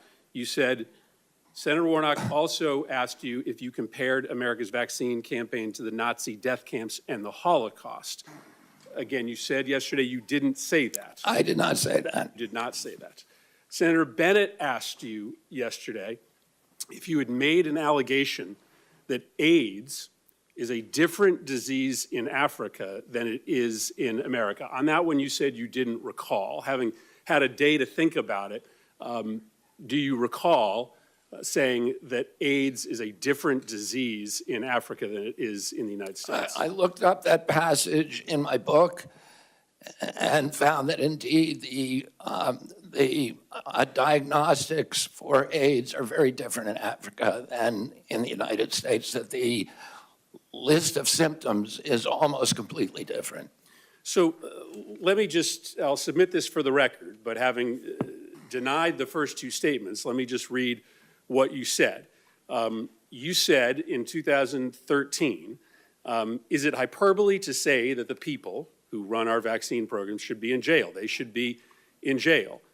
To me, this is like Nazi death camps. Look at what it does to the families who participate in the vaccine program. I can't tell why somebody would do something like that. I can't tell you why ordinary Germans participated in the Holocaust. I can't tell you what was going on in their minds. With respect to the pedophilia scandal, you said the pedophilia scandal in the Catholic Church is a perfect metaphor for what's happening in the United States. The vaccine program, it's the same reason we had a pedophilia scandal in the Catholic Church. It's because people were able to convince themselves that the institution of the church was more important than these little boys and girls who were being raped. I don't disagree with Senator Mullen. I don't want an HHS secretary that's not going to question science. I think it's important to question science. But you're not questioning science. You've made up your mind. You have spent your entire career undermining America's vaccine program. You make these purposeful comparisons to those that are administering the vaccine program to the Nazi executioners, to the people who covered up the Catholic Church's pedophilia scandal, because you have made a decision that there is a comparison, that there is evil in the vaccine program as there was evil in the pedophilia scandal and the Nazi death camps. You aren't exploring science. You have made up your mind. You've spent your entire career trying to undermine these programs. And so the reason that these statements, these incredibly aggressive, over-the-top statements matter to us is because it just isn't believable that when you become secretary, you are all of a sudden going to be consistent with science. People who have spent their career saying these kinds of things, running the kinds of campaigns that you have run, don't all of a sudden change their stripes. And so, Mr. Chairman, I will submit these statements. Can I respond to that, Senator? Without objection. My statement about the Catholic Church is almost identical. The findings of the Government Oversight Investigation Committee that investigated CDC's vaccine program in 2003. Senator Burton was chairman of that committee. And he said that that certain individuals in that program had written off a generation of kids because of, quote, misplaced institutional loyalty to the CDC and because of entanglements with the drug companies. Let me finish what I'm saying. You made some grave accusations. Pedophilia to the administration of vaccines? No, it wasn't pedophilia. So it was a perfect metaphor. Well, if you have 1 in 36 kids who has neurological injuries, and if that is, linked, that's something that we should study. Is it a perfect metaphor? It's not a perfect metaphor, but there's no metaphor that's perfect. But I am pro-vaccine. I am going to support the vaccine program. I want kids to be healthy. And I'm coming in here to get rid of the conflicts of interest within the agency, to make sure that we have gold standard evidence-based science. And if you show me where I'm wrong on this, show me a single statement I've made about science that is erroneous. Thank you. Senator Hawley.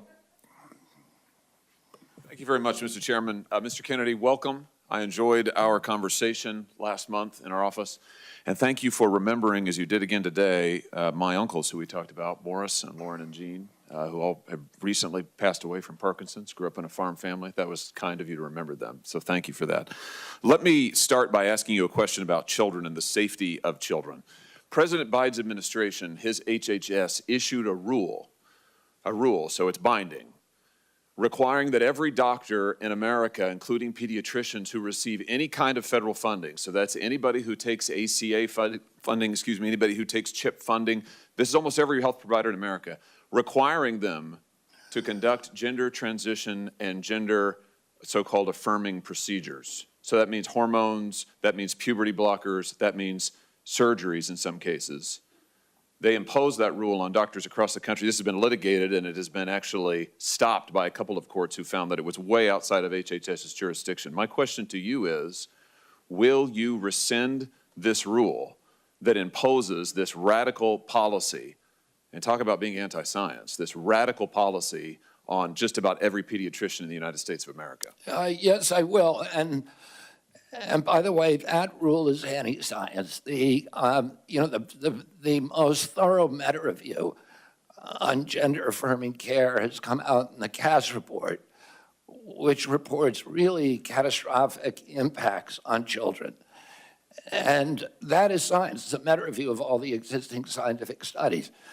But, even more just from a common sense, if you're a patient, do you really want somebody performing surgery on you who is morally opposed to that surgery?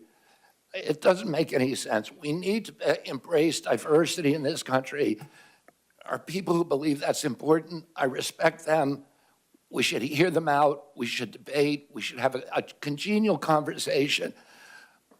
There are also people who believe that it is an atrocity, and they need to be listened to too. And we need to embrace diversity and make room for diversity in this country and not force people to do things that are against their conscience. And let me just point out that on this rule, what's particularly pernicious about it is we're talking about gender transition surgeries, gender transition care on minor children. This rule purported to preempt all state law. So in states like mine and many others, where the voters have said, we don't want gender transition procedures performed on minors, the Biden administration attempted to use federal money and force pediatricians to do it anyway. So I'm glad to hear you say you'll rescind that rule. I think it's terrific for the safety of children. And Senator, I would add that we don't let children drink.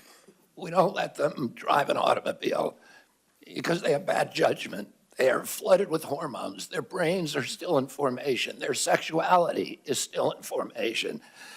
To allow them to make judgments about that are going to have life-changing, forever implications for the rest of their life at that age is unconscionable, particularly in light of the Cass report. I'm glad to hear you say that. Let me ask you a question about NIH research, if I may. I know this is something that you care a lot about. Under the first Trump presidency. And I do want to add that people who have gender differences should be respected. They should be loved.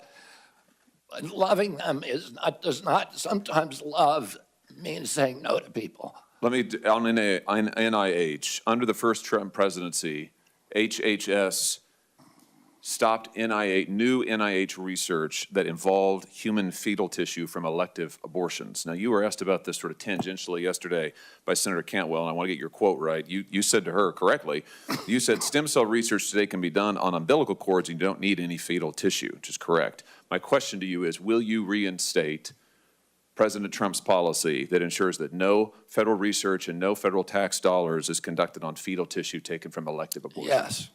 Fantastic. Let me ask you just about Title X. You were asked about this yesterday too, and I think I understand your answer. I just want to be sure I've got it crystal clear.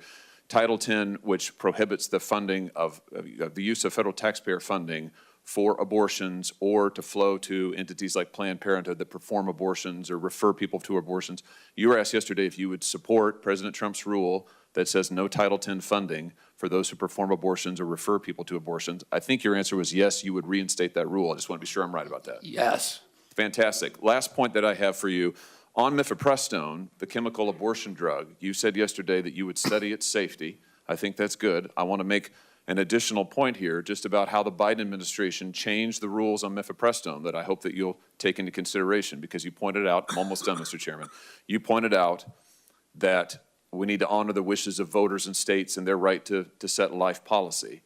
I just point out that the Biden administration's rule on mifepristone, which they did after the Dobbs decision, means that in any state, including ones like mine, where voters or state legislators say, we don't want abortion performed after a certain point, if the Biden administration rule on chemical abortion stands and you can mail in these abortion drugs without a doctor visit or referral, that means no state ban, no state decision, no voter decision is going to matter. We're going to have a one-size-fits-all policy set here in Washington. I hope you'll take that into consideration. I will implement President Trump's policies. Senator Hassan. Well, thank you, Mr. Chairman and Ranking Member Sanders. Good morning, Mr. Kennedy. Look, I want to just take a moment because, like a few of us on this dais, I sit on finance as well as help. And one of the things that was most disturbing to me about yesterday's hearing was the suggestion from some of my friends on the other side of the dais that our intense questioning and concerns about Mr. Kennedy were driven by partisanship. I have voted for 5 of President Trump's nominees to date in the last couple of weeks. One of them, the new Secretary of Transportation, was on the scene last night at DCA. Like all of us, I take really seriously our obligation for advice and consent. And I am concerned, as Senator Mullen expressed his concern, about the need for science to help us move forward on critical issues. Now, some of you are new to this committee and new to the Senate, so you may not know that I am the proud mother of a 36-year-old young man with severe cerebral palsy. And a day does not go by when I don't think about what did I do when I was pregnant with him that might have caused the hydrocephalus that has so impacted his life. So please do not suggest that anybody in this body of either political party doesn't want to know what the cause of autism is. Do you know how many friends I have with children who have autism? The problem with this witness's response on the autism cause and the relationship to vaccines is because he's relitigating and churning settled science so we can't go forward and find out what the cause of autism is and treat these kids and help these families. Mr. Kennedy, that first autism study rocked my world. And like every mother, I worried about whether, in fact, the vaccine had done something to my son. And you know what? It was a tiny study of about 12 kids. And over time, the scientific community studied and studied and studied and found that it was wrong. And the journal retracted the study because sometimes science is wrong. We make progress. We build on the work and we become more successful. And when you continue to sow doubt about settled science, it makes it impossible for us to move forward. So that's what the problem is here. It's the relitigating and rehashing and continuing to sow doubt so we can't move forward, and it freezes us in place. Now let me move on to my other concerns from yesterday's hearing. During yesterday's hearing, you really showed a lack of knowledge about Medicare and Medicaid. So what is Medicare Part A? Medicare Part A pays mainly for primary care or physicians, and then Medicare. No, so it is about, Medicare Part A is seniors coverage for inpatient hospital care. What's Medicare Part B? For physicians and doctors. Medicare Part D That is coverage for outpatient care and home health. So what is Medicare Part C? Medicare Part C is a program where it's the full menu of all the services, A, B, C, and D for Medicare. It is Medicare Advantage, which it's the private insurance option for seniors on Medicare. So, Mr. Kennedy, you want us to confirm you to be in charge of Medicare, but it appears that you don't know the basics of this program. So let's turn to Medicaid. The basics. No, I had to correct you on several things. Oh, you just Let's turn added to Medicaid. Yesterday, Senator, you didn't said correct me. I didn't get it wrong. Mr. Kennedy, my time is limited, and I hope the chair will give me Is a this couple of more question, minutes. Senator? Yes, Medicaid. All right, because you're Let's giving me turn very to little time Medicaid. to answer one. Let's turn to Medicaid.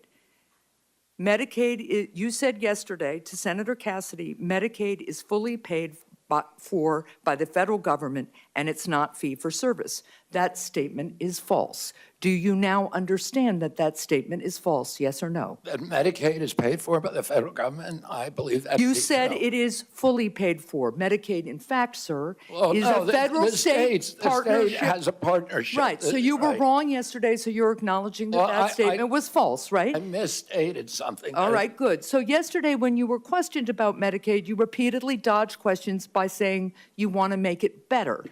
Republicans are circulating a proposal that would end Medicaid expansion in some states, including in New Hampshire. So I will submit this for the record, but it is important to me to understand whether you believe that taking Medicaid away from 60,000 people in New Hampshire would make Medicaid better. And would it make New Hampshire healthy again? I'll submit that for the record. Thank you, Mr. Chair. Senator Tuberville. Thank you. Thank you, Mr. Chairman.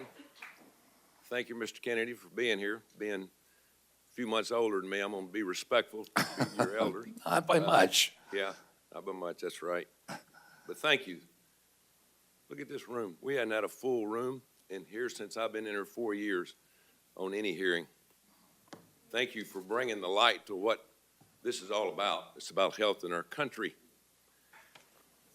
There might have been a half a dozen people in the last Health and Human Services nominee.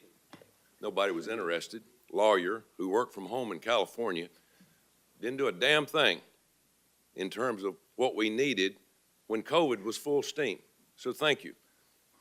Thank you for getting our young people involved. My two boys, 28 and 30, a year or so ago, they were going to vote for you for President of the United States. You know why? Because you're trying to save their group of people from the chemicals and the things that we have in our food. They're fired up about it. And you brought light to that. And thank God you've done that. You brought importance to what we're doing. You know, I coached for 40 years. In the last 4 or 5 years I coached, I'd never seen like the run on drugs our young people are being given by doctors across this country. We have a attention deficit problem in this country. You know, attention deficit, when you and I were growing up, our parents didn't use a drug, they used a belt and whipped our butt, you know, and told us to sit down. Nowadays, we give them Adderall and Ritalin, like candy across college campuses and high school campuses. Mr. Kennedy, what are we going to do about that? Today, 15% of American kids are on Adderall. And there's clearly a major problem with overprescription, not just with our children, but with our entire population. We have 4.2% of the world's population, and we take 50% of the pharmaceutical drugs. And there's a recent study by Peter Ghosh, who is one of the founders of the Cochrane Collaboration, that showed that prescription drugs are now the third largest cause of death in our country after cardiac arrest and cancer. We're not getting healthier. Americans are getting less and less healthy. 70% of pharmaceutical profits globally come from our country, which has 4.2% of the world's population. We're the only country that allows full-scale pharmaceutical ads on TV. And we're all being told you can make yourself, you can eat anything you want, you can smoke anything you want, you can do anything you want, and there'll be a drug to fix you in the end. And it is not a good formula. And our kids are getting sicker and sicker. They're not getting better. Nobody here, all the people here who are defending this current system and defending these pharmaceutical industry profits, many of whom are taking huge amounts of money from the pharmaceutical industry, millions of dollars for many of these senators. And none of that, this is not making our country healthier. It's making us sicker. We need to get rid of these conflicts. We need good science, and we need good leadership that is able to stand up to these big industries and not bend over for them. Thank you. And you brought to light the vaccines over the last couple of years. I've had my first granddaughter here in a couple of weeks, and my son and his wife have done their research about vaccines, and she's not going to be a pincushion. We're not going to allow that to happen. But you brought that up, but as you and I talked about vaccines, Coach, let's empower scientists to do their job. You know, let's go by what they do. Let's don't just do something for the pharmaceutical company. So I appreciate you doing that. One other thing is you and I talked about red dye number 3, and just happened, you and I talked about that, and a few days later in this room we had the FDA director.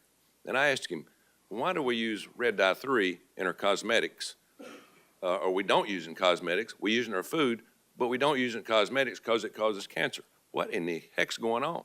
Well, a few weeks later, because of your insistence, we dropped it. So tell me about dyes and things that you're concerned about, because I get more talk about that than anything. We have 10,000 ingredients in our food in this country because FDA employs a standard called the GRAS standard that looks at any new chemical as innocent until proven guilty. In Europe, they have 400 ingredients in their foods. Kellogg's makes Fruit Loops for the United States alone. It is loaded with red dye, blue dye, yellow dye, and many, many other ingredients. They make the same product for Canada that's all vegetable dyes. And for Europe, if you eat a McDonald's French fry in this country, it has 11 ingredients. You eat the same product in Europe, it has 3. We are allowing these companies, because of their influence over this body, over our regulatory agencies, to mass poison American children. And that's wrong. It needs to end. And I believe I'm the one person who's able to end it. Thank you. Senator Kim.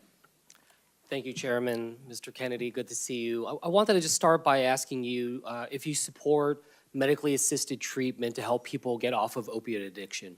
Yes, I do. Do you think it's safe, and would you consider it to be the gold standard of the approach? The Cochrane Collaboration, which is the most prestigious scientific research organization, has said that the gold standard is, has found in studies, the gold standard is 12-step programs. You need an entire retinue, entire menu of treatments because many addicts will not respond immediately, at least to 12-step programs. And for many of them, Suboxone and other, and even methadone, are critical interventions that save lives, that get addicts off the street, and they should be available as a treatment option. I wouldn't describe them as gold standard, but I would describe them as medically necessary. Well, this is something, look, I know we all take this very seriously in terms of the plight of opioid addiction in our country. And that's something that I hope we can recognize. We need to lift up more and more. I mean, NIH has said over and over again, not enough people are doing it. And in fact, an NIH published study does call it the gold standard of treating for opioid use disorder. You're on a mission against and fighting against chronic disease. You talk a lot about obesity. I wanted to get your thoughts if you support Wegovy, Ozempic, other similar types of GLP-1 drugs to fight obesity. The GLP-1 drugs, the GLP drugs, the class of drugs are miracle drugs. But I do not think they should be the first frontline intervention for 6-year-old kids for whom they are currently. That is the standard of practice now. If every American who qualifies for a GLP by being overweight, 74% of our population asked for them, and the federal government was paying for it. It would cost over $1 trillion a year. It would double the insurance costs for employers in this country, and it would be a tsunami.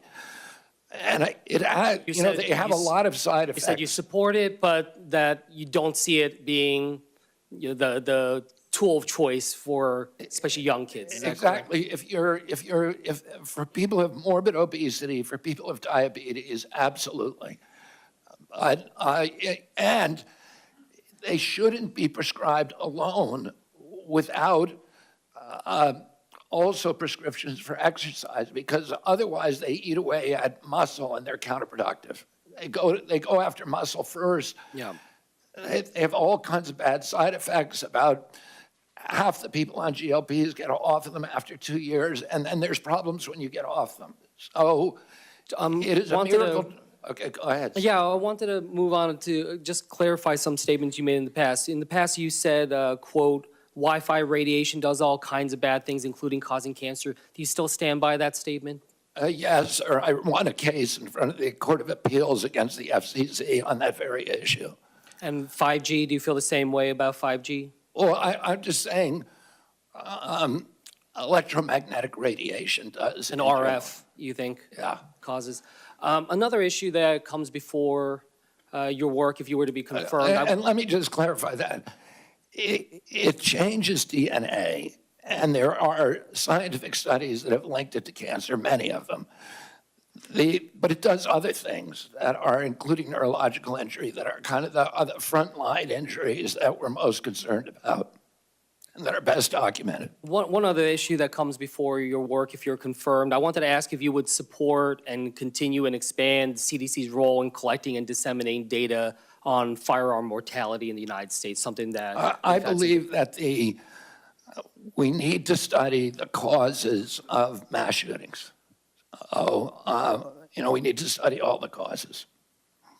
When it came to, you said earlier in response on avian flu, you would continue the investments, that you would support vaccine development. I just want to clarify, does that mean you support investments in mRNA vaccine research and development? I'm not going to pick a vaccine right now. I need to look at all the data. I need to look at safety data and efficacy data, but I'm going to continue research on every kind of vaccine. Mr. Chair, I yield back.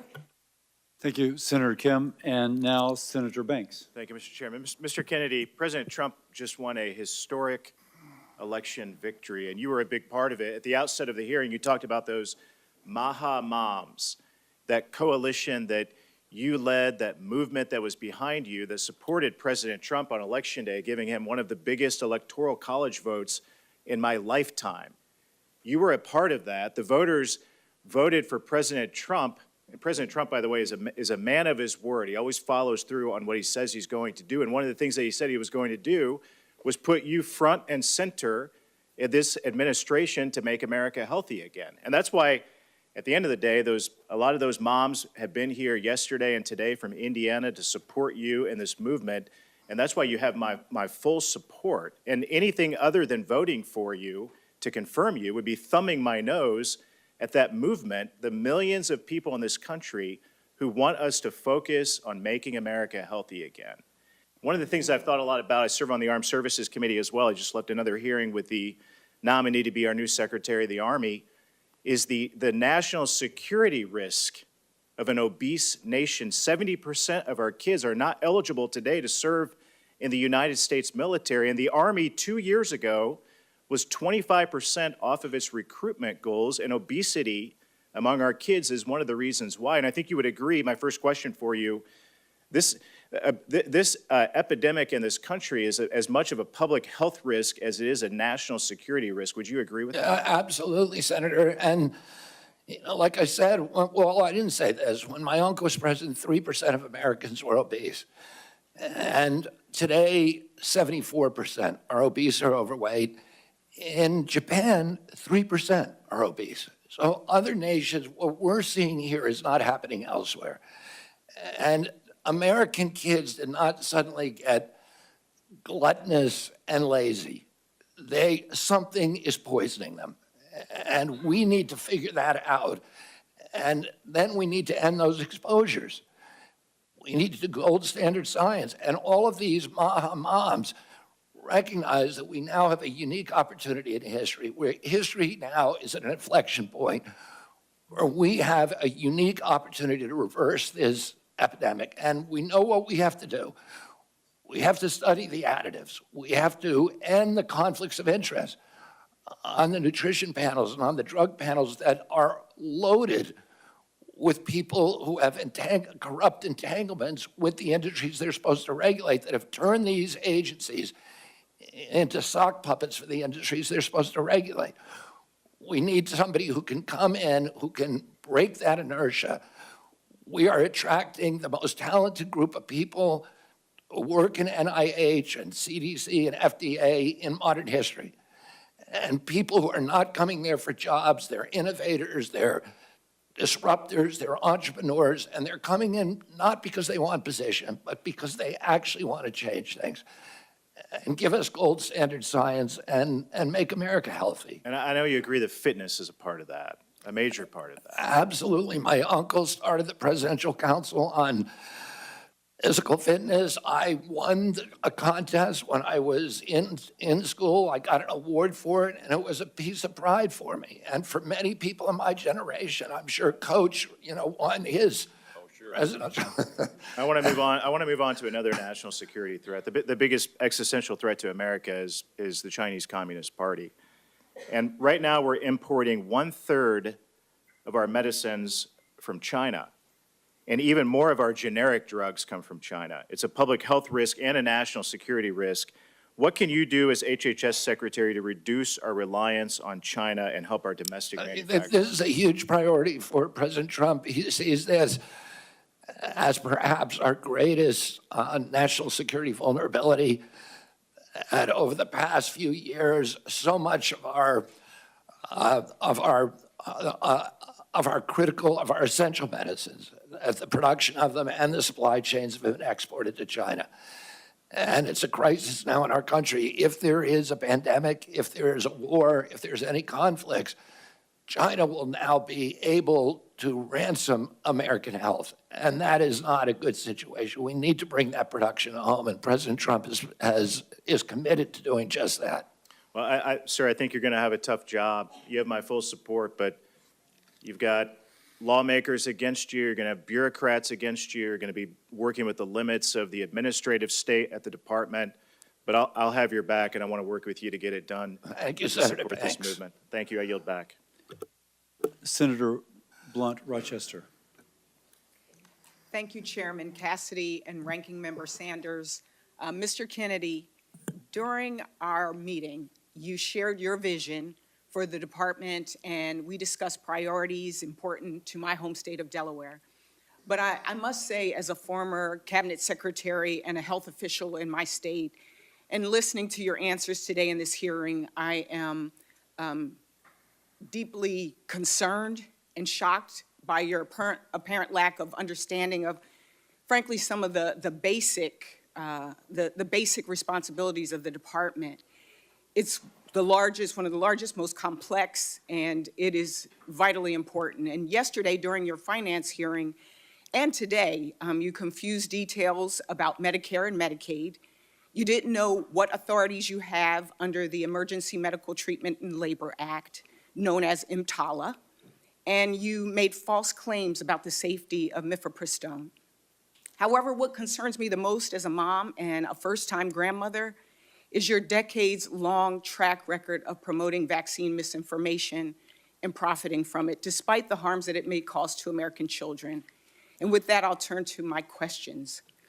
In yesterday's hearing, you did not seem to know anything about EMTALA, even though I raised it with you during our meeting last week. So I'll give you another opportunity. Yes or no, do you believe that a person presenting to an emergency room with a severe illness should have any type of emergency care needed to save their life? Any American who the Yes law or no? says. Yes. I'm answering the question. Any Yes or no American, was the direction. under the law, every American who presents to an emergency room must be treated, and I can enforce that law, and I believe that's the right thing to do. Do you agree that a person who is experiencing severe pregnancy complications should be able to receive emergency care to save their life if that care is an abortion? My understanding of President Trump's policy is that I'm not asking you women- President Trump's policy. I'm asking you, what do if you, it's- what do if you it's believe? if it's necessary to save the life of the mother. Okay, so you of do course, believe, yes. yes, they should. Do you commit to ensuring that pregnant women will have access to all necessary emergency care, including an abortion, if it is required to save their life or preserve If it's their required health? to save their life. And would you agree that the ability to provide quality emergency care for pregnant women is essential to preventing maternal mortality? Providing care for pregnant women, we should be providing care for pregnant women. President Trump wants to do that. Bottom line for me, women should not be forced to rely on emergency airlifts to other states for life-saving care. And to be blunt, in our meeting, your lack of understanding really, again, was very concerning. In a 2023 interview, you described yourself saying, "I'm a Kennedy Democrat. I believe in labor unions. I believe in a strong, robust middle class. I believe in racial justice." And just yesterday and today, during this hearing and the hearing yesterday, you said we need to respect diversity. Mr. Kennedy, the Trump administration recently issued an executive order that directs the federal government to eliminate grants, contracts, policies, programs, and activities that include diversity, equity, inclusion, and accessibility. This executive order has already caused widespread confusion, fear, and uncertainty for healthcare providers, researchers, public health professionals, and service providers across the country. You said in our meeting that you understand that health disparities exist. So yes or no, do you, in your view, do the following programs count as health DEI programs? Programs that target Black women to address the maternal mortality crisis? Senator, there are 7. Yes or no? I'm not going to answer that yes or no. If you want an answer, I'm happy to give it to you, but it's not a yes or no. I just want a yes or no. It's not susceptible to yes or no answer. Well, then- If you then- want to then hear let- an answer, Senator. Let me shift this, because I only have 36. If you want to hear an answer, I've got Senator, I'm 36 very happy to I've give got you now one. 33 seconds. And there are people out here who want to understand that if they are at a pride parade and they're a healthcare provider, can they give out a brochure? If you They want wanna people to know understand, if let me they are answer the trying to have a question. program in a Black church that is on Martin Luther King Day, will they be able to have that program? Will it be funded? Will they get in trouble? Will they be fired? That's the cause and concern. We all know that it is important that we have a healthy country. But You want me as to you answer the said, question, health Senator? I think I got my answer. Okay. Thank you, and I yield back. I will Thank allow the witness to answer.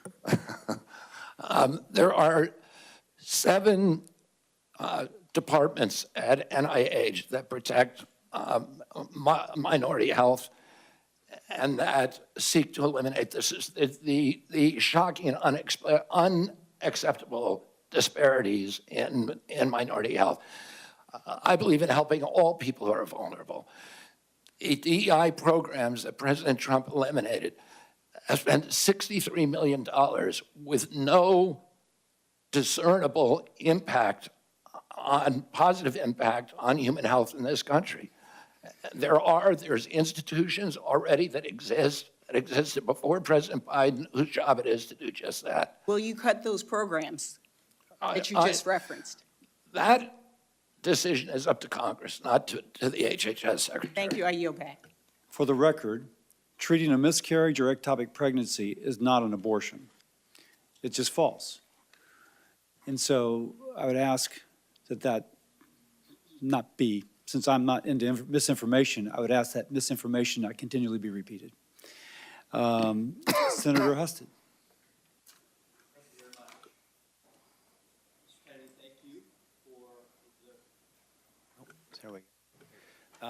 Thank you for the work that you have done to create awareness about the food we eat and how it affects our health, particularly with our children.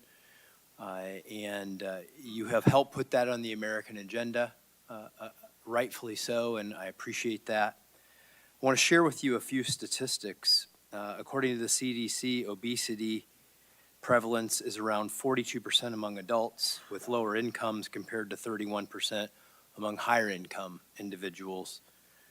That the relationship is strong among women. 45% of low income women are obese compared to 29% of higher income women. And I know I have had this conversation over the course of my public service career many, many times because at the states we run the Medicaid program, that it impacts those health statistics, that obesity impacts our programs, the cost of them, the quality of life of the people who are served. And I also get this question about why in the world does the federal government continue to subsidize programs that lead to unhealthy foods, and why do we operate programs in the way that we do, like with SNAP, that pays for foods that we know are causing people to be unhealthy? And I know you don't have the sole authority in this matter. The Department of Agriculture and the Congress is certainly it has an impact on that. But could you just shed some light on how you see your role in trying to impact that? Because we see that these policies are disproportionately affecting poor people, and the inability to change them and make America healthy again is having a disproportionate effect not only on them, but the cost of all of these programs we're trying to maintain. Thank you for the question, Senator. The NIH has been diverted into away from studying the etiology of chronic disease. So there's almost nothing at NIH, very, very little, a low percentage of its budget, a $42 billion budget that is devoted to finding out why we're having this obesity epidemic. We know it's an environmental toxin. Epidemics are not caused by genes. That genes may provide a vulnerability. You need an environmental toxin. Why aren't we devoting science to finding out what those toxins are and then eliminating them? And, the focus is on infectious disease, and we almost altogether ignore chronic disease, which causes 92% of the deaths in this country. And during COVID, we had the highest death rate of any country in the world. We had 16% of the COVID deaths. We only have 4.2% of the world's population. No country did as poorly as us. When you ask CDC, why is that? They say because we are the sickest people on earth. The average person who died from COVID had 3.8 chronic diseases. American blacks were dying from COVID greater than almost any population in the world, about over 3,000 deaths per million population. The only people worse are Indian reservations, which have an even higher rate. And the only person who did worse globally were Samoans. We had the American blacks were disproportionately impacted because they disproportionately have diabetes, obesity, cardiac illnesses, and other chronic disease. We need to start studying those, and we need to get rid of the conflicts in the agency that obstructs those studies, and that that are focused on advancing the mercantile interests of the food industry and the pharmaceutical industry rather than the health of the American people. Well, I would ask you to take, if confirmed, to take a leadership role across the agencies to advise us on what policy changes we must make to both not make it worse, but to make it better.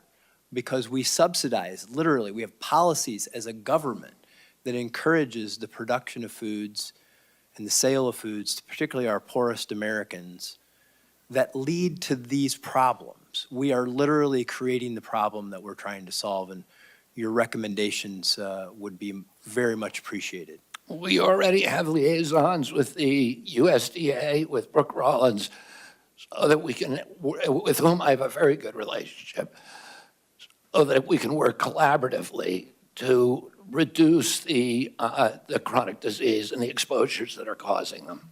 Thank you. Senator Hickenlooper. Thank you, Mr. Chair. And thank you, Mr. Kennedy, Bobby.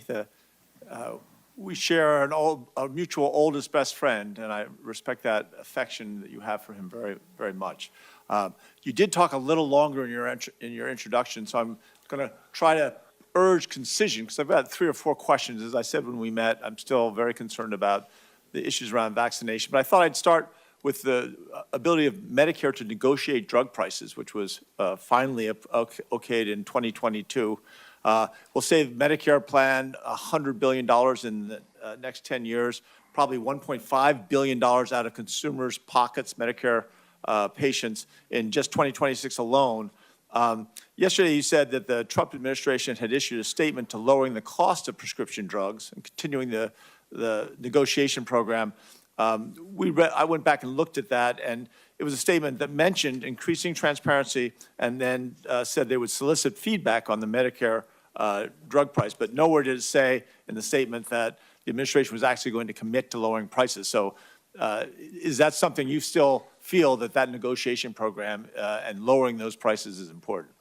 I've spoken to President Trump about negotiations. He's absolutely committed to negotiating lower drug prices. Great. I appreciate that. You've also spoken much on the need to focus on prevention of chronic disease, which I think everyone shares. The MAHA movement is alive in Colorado as well as everywhere else. People are frustrated by the fact that for every dollar we spend on healthcare in this country, and it, as has been previously said, it's often double any other country, only a nickel goes to prevention. So when you look at that $100 billion that's going to be saved over the next 10 years through the negotiation of pharmaceuticals, do you have any ideas of how we could put that towards prevention, that revenue? Well, that's a really good question, Senator Hickenlooper. I mean, there's 2 things. There's 2 I'm going to give you 40 seconds because I've got 2 more questions. I mean, we can do Medicaid, Medicare, and Obamacare should be we should be moving to value-based care, which includes prevention. And then the other arm is at NIH, CDC, and FDA, which should identify the toxins that are contributing to chronic disease and eliminating them. Great. Another short question with mifepristone, which has been described and discussed a lot already. And I understand your commitment to follow the policy of the president. But he has other tools at his behest. If there needs to be another study or looking at the other existing studies, will you make sure that there's no bias to the best of our human ability to twist those results in any way to support that policy? And I'm speaking now just about the defense of science to make sure that those Senator, I will reviews are fair. commit to you here today to review prior to approving any study at NIH to allow you to approve the protocols and the researchers and help us choose the researchers. All I want is good science. And I would love input from this committee on any study that we do. There's many ways that studies are flawed, and you can correct those at the outset in a lot of ways. So absolutely, I will work with you to make sure that it's science that you're satisfied with and I'm satisfied with. That shows that this is the first time you're being considered for a cabinet position, because no other person would ever solicit and willingly approve our participation. Well, I'm going to make that commitment. I know the hazard of it, but I'm going to do it anyway. I'll hold you to it.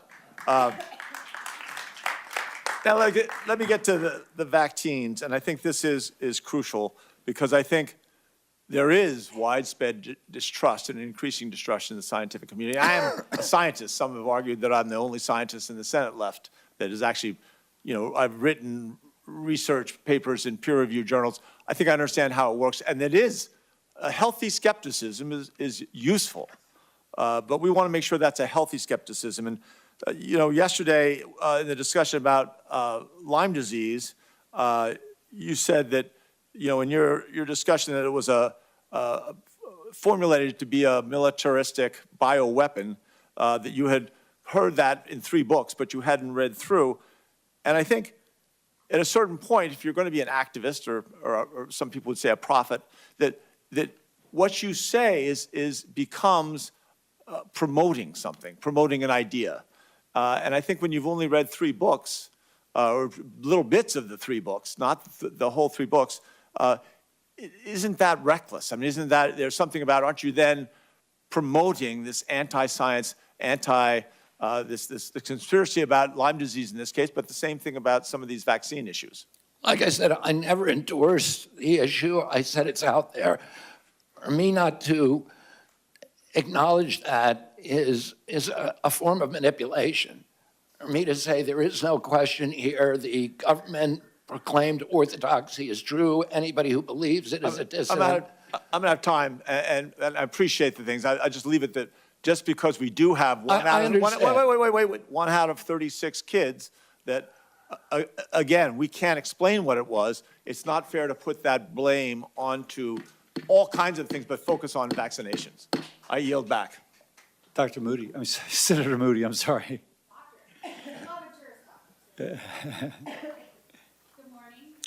Joining us, and thank you for sitting down with me and spending so much time with me in my office. It has been an overwhelming week. I am the junior-most senator on this committee, and certainly you treated me no differently than the chairman, and I'm grateful to you for that.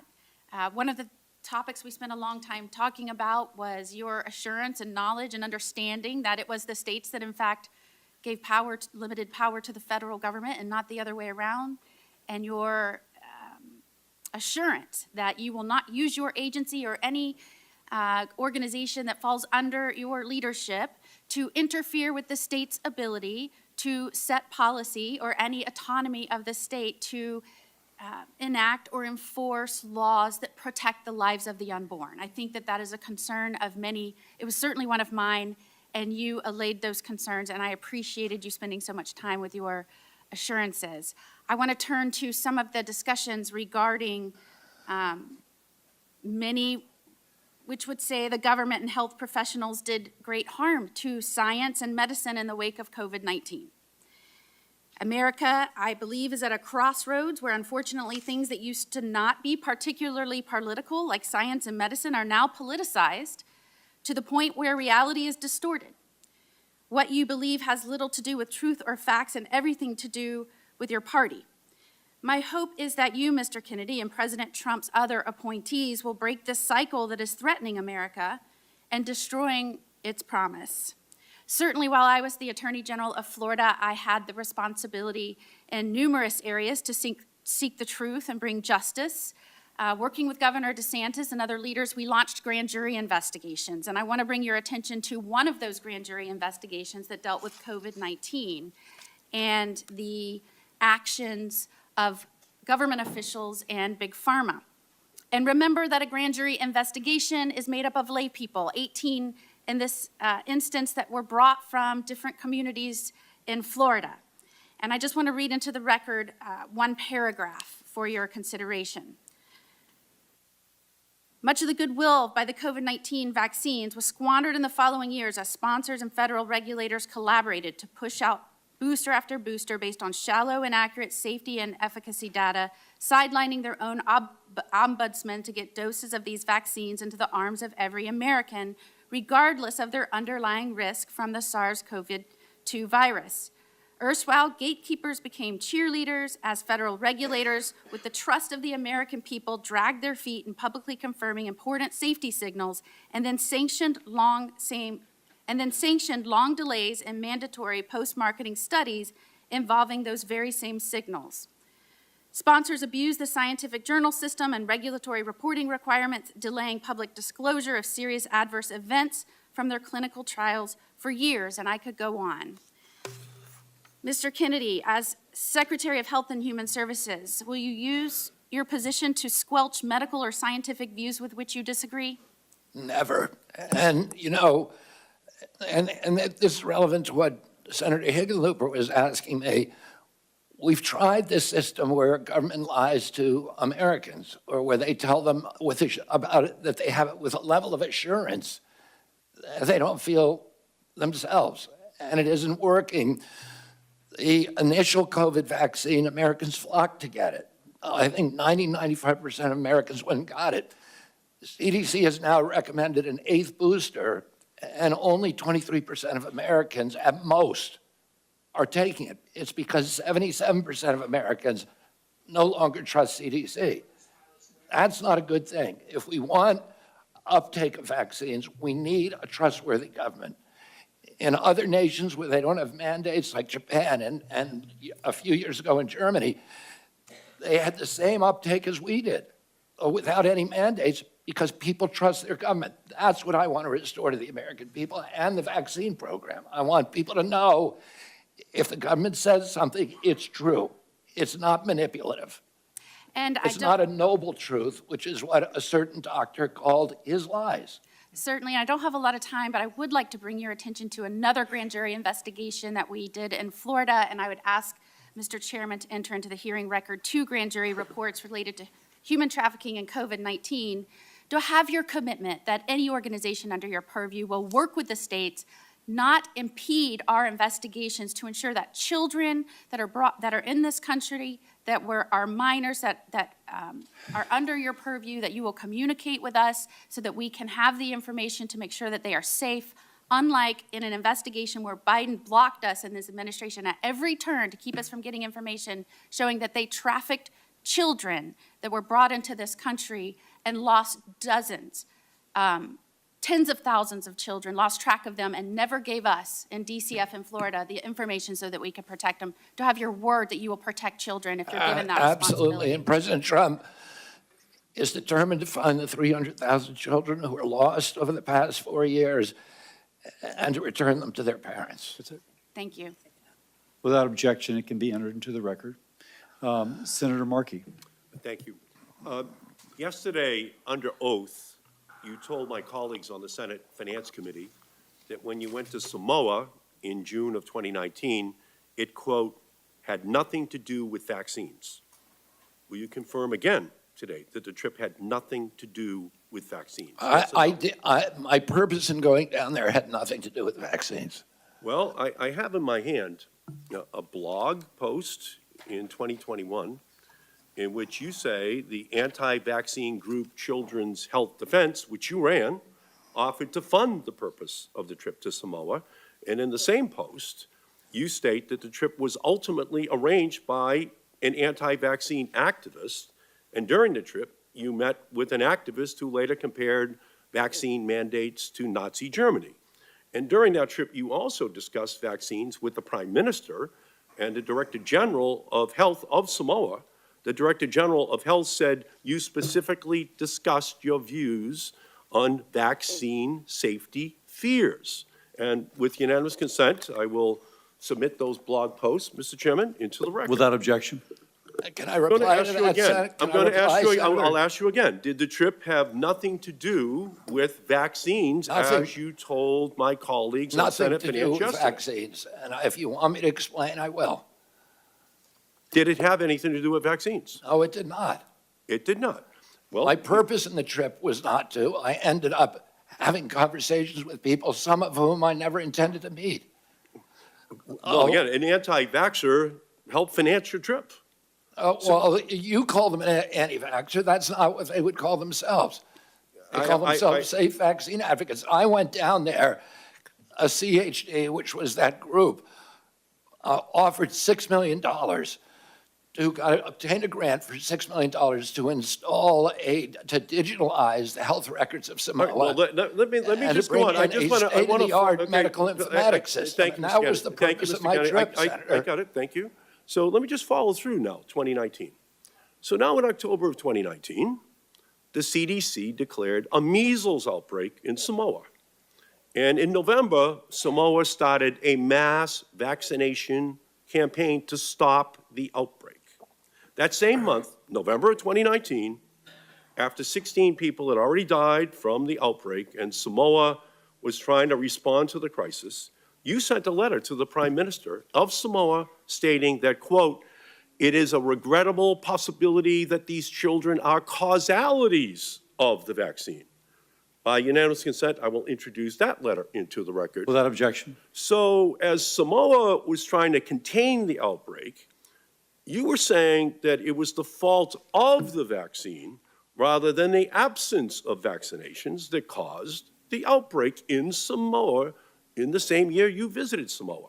And I replied to that, Senator. Let me just finish. The death count in Samoa grew to 83. And ultimately, volunteers in New Zealand sent tiny coffins to help bury the dozens of children who died. And the Samoan Director General of Health later said, with his last name and the status attached to it, people will believe him. People will believe Robert Kennedy. And a New Zealand vaccinologist later said, the impact of your role was devastating. So your name and your profile helped fuel a measles outbreak. You scared people from taking a vaccine. It slowed the public health response, and children died. You've taken no responsibility thus far. And if an outbreak occurs in the United States, I have no evidence that you would not use your role as secretary to spread dangerous misinformation. So that one incident, from my perspective, disqualifies you from holding any position in healthcare, much less the #1 health official in the United States. And 75 Nobel Prize winners in science have said very clearly that you should not be confirmed, that it would be dangerous for you to have And you should look at their conflicts, Senator. You should look at their conflicts of those individuals. Well, 75 And Nobel... you should look at who financed that letter. 75 Nobel Prize winners, and by the way, of a high percentage of the medical community in Boston, the health capital of the United States and the world, have said the same thing about your qualifications. They're saying to me they don't want tiny coffins as well. Neither do I. So that's the basis of my reservations about you, and the reason why I'm going to vote no on your candidacy, because I just think it's too dangerous to run the threat that that misinformation is spread in our country in the same way it was in Samoa. Senator Murkowski, and let me compliment Mullen and Murkowski. They've stayed here the entire conference, and they're not obligated to like the two of us, not that we wouldn't have otherwise. But Senator Murkowski, you please. Thank you, Mr. Chairman. And I think these are exactly the types of forums that we all need to be engaged in from start to finish, because Can you speak up, Senator Murkowski? there has been, there's been considerable discussion here about many issues, certainly a lot about vaccines. I care deeply about making sure that our vaccines are safe, the efficacy of them, the availability of them, how we disseminate them is particularly important in a very, very rural state like mine. You have experience there, you understand that.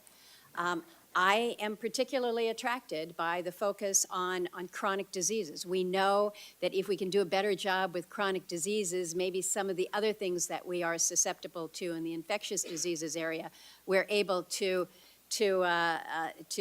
perhaps pull back a little bit on that. But our reality is, in order to make this country healthy again, it is a focus on everything. It is the prevention. It is the necessity of coming up with these life-saving vaccines that are going to be so critically important. It is personal care. It is food. It is exercise. It is all of the above. And we got to figure it out together. We do need to shake some things up, but we also need to give a level of confidence. And this is what I'm hearing from so many of my colleagues who have raised the issue of vaccines.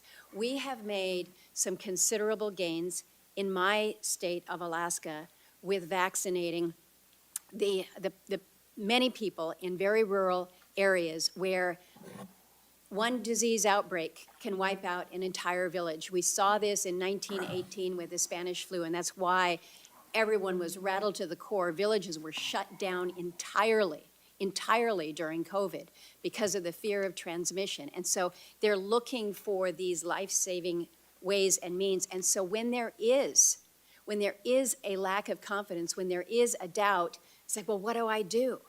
And so we're pulling back then on, again, these areas where we can work to prevent some of these deadly diseases that we thought we had wiped out years ago. We have dramatically reduced diseases in my state like Hep A and B and meningitis.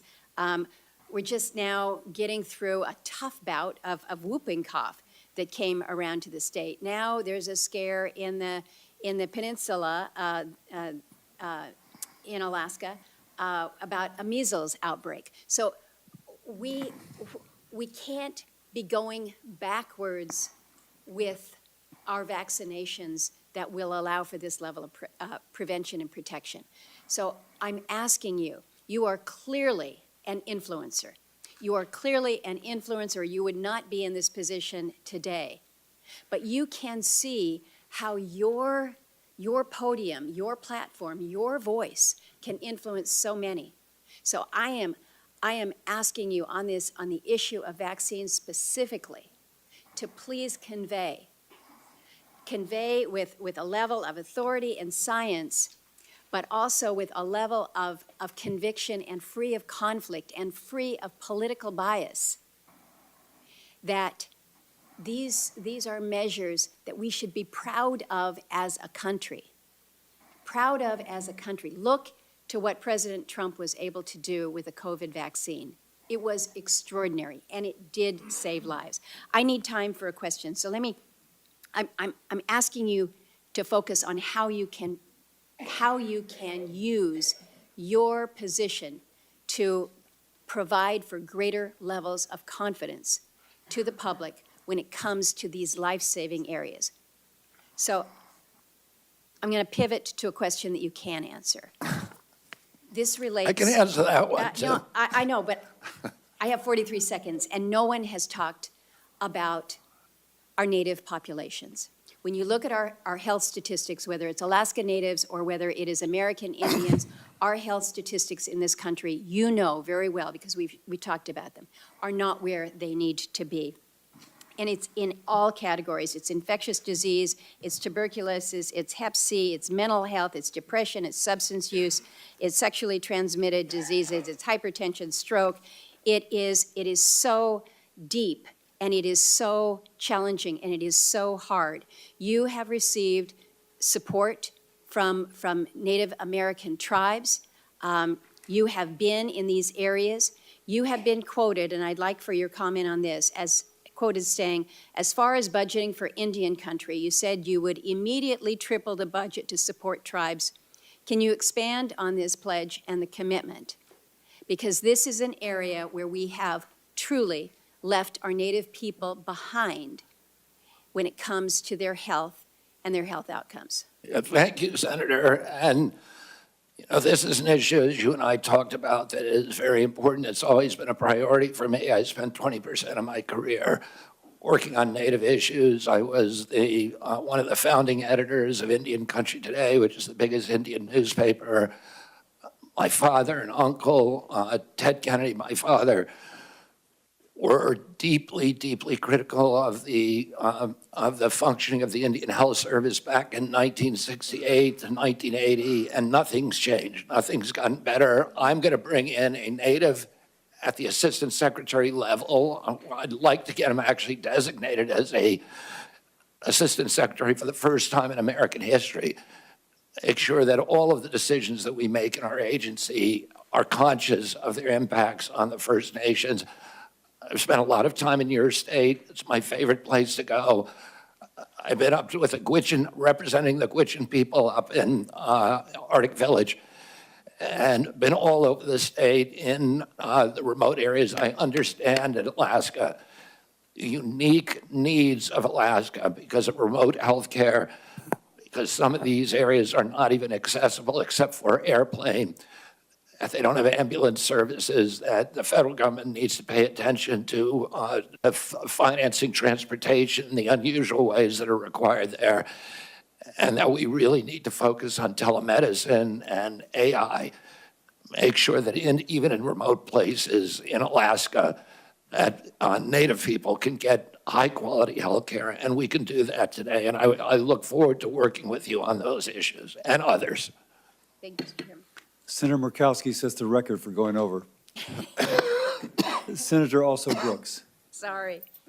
Good morning. Thank you, Mr. Chair. Mr. Kennedy, I was struck by your comments during our meeting last week. What? I was struck by your comments in our meeting last week where you made it abundantly clear to me that you intended to clean house of the professional scientists at the National Institutes of Health, which you know is headquartered in the state of Maryland and employs thousands of hardworking Marylanders. I, for the record, believe in scientists, and I believe in doctors, and I trust them over politicians without medical degrees. You talked about bad science and bad scientists, and in fact, you specifically said to me in response to my question that you intend to replace the bad scientist with the good scientist. And so I want to ask you, in your opinion, what makes a scientist or a doctor qualified to serve at the National Institutes of Health? A scientist who's devoted to empirical methodology, to evidence-based science, scientists who understand the importance of replication, the importance of publishing raw data and being open and transparent about it, the importance of publishing peer review. We have, NIH has overseen over the past several years the decline, the precipitous decline in American health. There's 91,000 people at HHS, and are you suggesting that some of them should not be held responsible for that decline? They were in charge of protecting our health. Let me just insert here. Let me just finish. Well, let me just say this, because I only have 3 minutes left. I don't set the rules here, but I ask the questions. And the question is really whether you intend, as you said, to substitute essentially your judgment for the judgment of these professional scientists and doctors. I'm not going to substitute my judgment for science. Of course, I'm not going to do that. What I'm going to do, listen, the New York Times just did an article last week talking about the fraud, the 20-year fraud, 800 fraudulent studies produced by NIH on amyloid plaques, and not allowing any other hypothesis about the cause of Alzheimer's to be explored. Well, how will you decide, Mr. Kennedy, which scientists are bad scientists? Are they the ones who disagree with you? The ones who are corrupt, the ones who have been doing science like the amyloid plaque studies that were fraudulent. Well, these doctors, let me ask you a question. Do you have a medical degree? Do I know? Okay, let me go to the next question. The Heritage Fund has compiled a watch list of federal employees to go after federal staff. Is there a watch list for federal staff at HHS? Not that I know of. Have you or has anyone in the administration developed a list of career scientists or federal staff that you would target for termination? Not that I know of. And let me just ask you another question. Now, your failed presidential campaign has been raising money to try and cover your debts. And you were questioned about this yesterday and failed to answer a question that Senator Warren asked you. And so I want to ask you again regarding these emails that you have sent to raise money, how much has your presidential campaign made fundraising off of this administration's complete disregard for the workforce at HHS? Excuse me, I didn't hear the question. The last part. How much money has your presidential campaign made off of fundraising, off of this administration's complete disregard for the workforce at HHS? Zero. Okay, Mr. Chair, I'd like to ask unanimous consent to enter into the record 2 emails from this week and the week before regarding fundraising that you are currently doing through your presidential campaign. Without objection. And finally, I want to ask you, you said you were on a show on February 26, 2021, an interview with Dr. Judy Mikovits, where you said the following, and I quote, "We should not be giving Black people the same vaccine schedule that's given to whites because their immune system is better than ours." Can you please explain what you meant? There's a series of studies, I think most of them by Poland, that show that to particular antigens that Blacks have a much stronger reaction. There's differences in reaction to different products by different races. So I have 17 seconds left. Let me just ask you then, so what different vaccine schedule would you say I should have received? What different vaccine schedule should I have received? I mean, the Poland article suggests that Blacks need fewer antigens than. This is so dangerous. So you get the same measles vaccine. Mr. Kennedy, with all due respect, that is so dangerous. Your voice would be a voice that parents would listen to. That is so dangerous. I will be voting against your nomination because your views are dangerous to our state and to our country. I mean, do you think science is dangerous, Senator? This is published, peer-reviewed studies. I yield. Senator Collins, who would have been here the whole time, but she was in an Intel committee. So Senator Collins. Thank you, Mr. Chairman. Mr. Kennedy, welcome, first of all. I agree with you that there needs to be more focus on chronic diseases like diabetes, like Alzheimer's. But it concerns me when I read a quote from you that says, "I'm going to say to NIH scientists, God bless you all. Thank you for your public service. We're going to give infectious diseases a break for about 8 years." Don't we need to do both?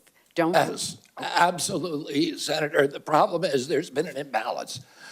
We've devoted all of these dollars to infectious disease and to drug development, to make NIH an incubator for the pharmaceutical industry, and very little to chronic disease. But chronic disease is 92% of deaths in our country. It's 9 out of every $10 we spend on our budget. Why aren't we devoting at least equivalent studies to determining the etiology of our chronic disease? It just seems like common sense to me. I would point out that in many cases, it's Congress rather than HHS who sets the funding levels for various diseases. But NIH decides, as panels that decide who gets funding, not Congress, Senator.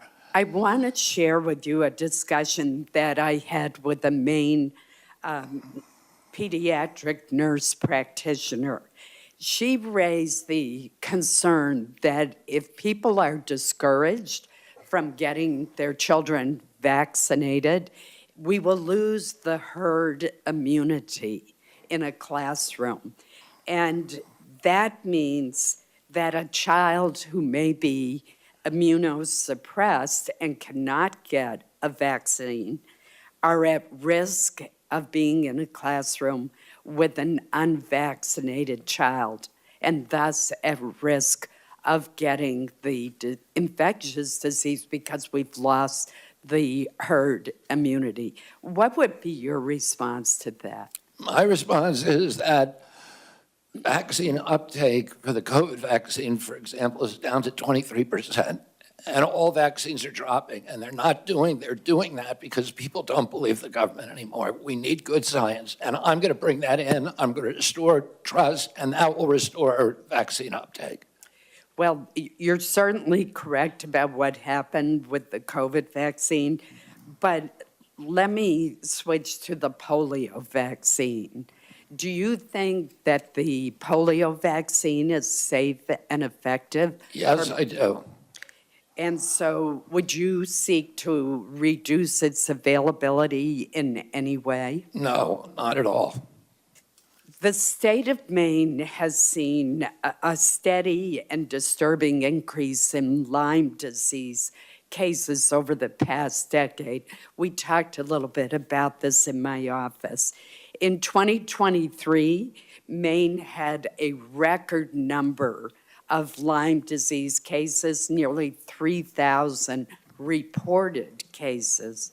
Fortunately, there is a promising vaccine trial for Lyme disease that is underway at Maine Health in Portland. Access to a Lyme disease would be a monumental step forward in reducing the burden of this disease, which can have lifelong effects. I've seen it in members of my own family.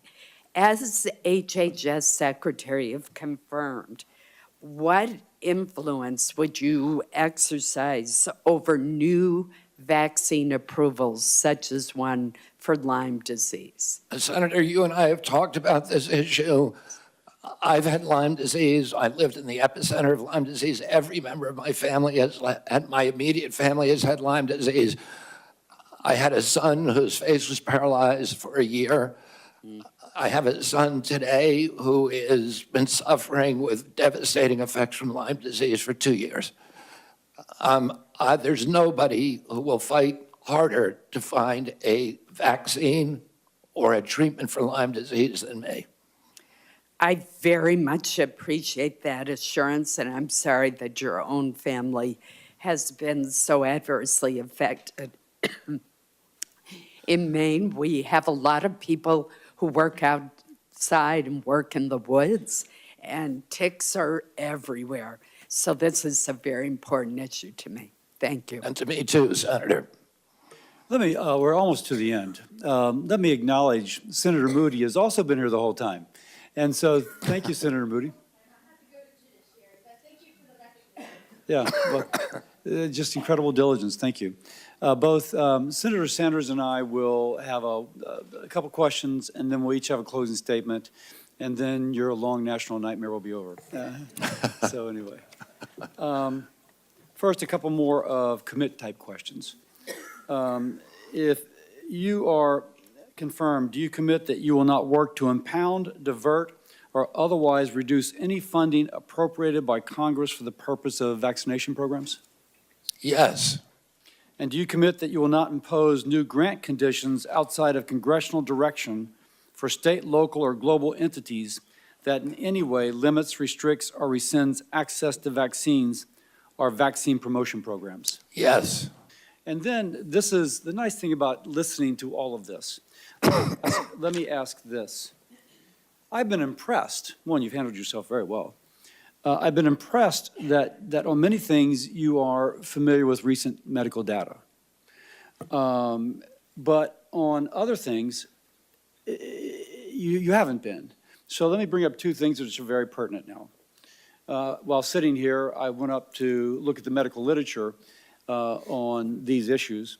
And here's the title, Why Parents Say No to Having Their Children Vaccinated Against Measles, a systemic review of the social determinants of parental perceptions on MMR vaccine hesitancy. And they found that fear of autism is a major driver for vaccine hesitancy among those with a college education or higher, influenced by internet social media narratives over physician-based vaccine information. I'll go back to something I said earlier. You got to follow it, man. There's a lot of people that look to you for, do I get vaccinated or not? People that I kind of know. But here it says it's not just my anecdote, it's actually out there. But when I raised, and you said, well, if I show you the data, you'll change your, because I asked, will you unequivocally, without qualification, say that measles vaccine does not cause autism? And you said, if I show you the data. I will publicly apologize So here's and say that I was wrong. Here's a meta-analysis from 2014, and you quoted Cochrane on several occasions, which for the people watching is a meta-analysis. A meta meaning they look at everything and then they come to a conclusion based upon as much facts as they can get. And here is such a study, and the title tells it all. Vaccines are not associated with autism, an evidence-based meta-analysis of case control and cohort studies, and they ended up looking at 5 cohort studies with roughly 1.2 million children. Now, this is from 2014, and it has a whole bunch of articles it references. And then I got a text from a former employee of the NIH, I emphasize the former, who says that in early in the President Trump's term, you and colleagues sent 90 papers for review by people at NIH. They felt like the NIH folks felt that without exception, they were severely lacking methodologically, and are found that they indeed showed the safety of these vaccines. We tried to engage Mr. Kennedy, but his colleagues refused to acknowledge the expertise of dozens of NIH scientists we made about those papers. Now, you're a smart guy. You're reading the medical literature, and you're coming up with the recent medical literature on certain issues. But here is both older article, summarizing lots of older articles that have come out since the original refuted Wakefield article in The Lancet regarding measles and autism. And here is somebody who, you know, it's he said, but somebody who said that previously you've had this presented to you. So, back to me. I'm a doc, trying to understand. Convince me that you will become the public health advocate, but not just churn old information so that there's never a conclusion, as Senator Hassan suggested, but that will become the influencer for people to believe, no, there's 1.25 million kids studied and there's no autism associated with measles. You tell me, you see what my question is in there. Senator, I'm going to be an advocate for strong science. You show me those scientific studies, and you and I can meet about it. And there are other studies as well, and I'd love to show those to you. There's a study that came out last week of 47,000 9-year-olds in the Medicaid system in Florida. I think a Louisiana scientist called Mawson that shows the opposite. So there are other studies out there. I just want to follow the science. And I will do, if the science says, and I am wrong about what I've said in the past, as I said, I will publicly apologize. There's many times I've been wrong about science. If you look at my Instagram account, when I'm wrong, I apologize for it. And I say I was wrong. I don't have any problem. Science is a process of challenging hypotheses with new evidence.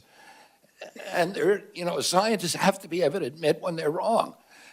Epidemiological studies,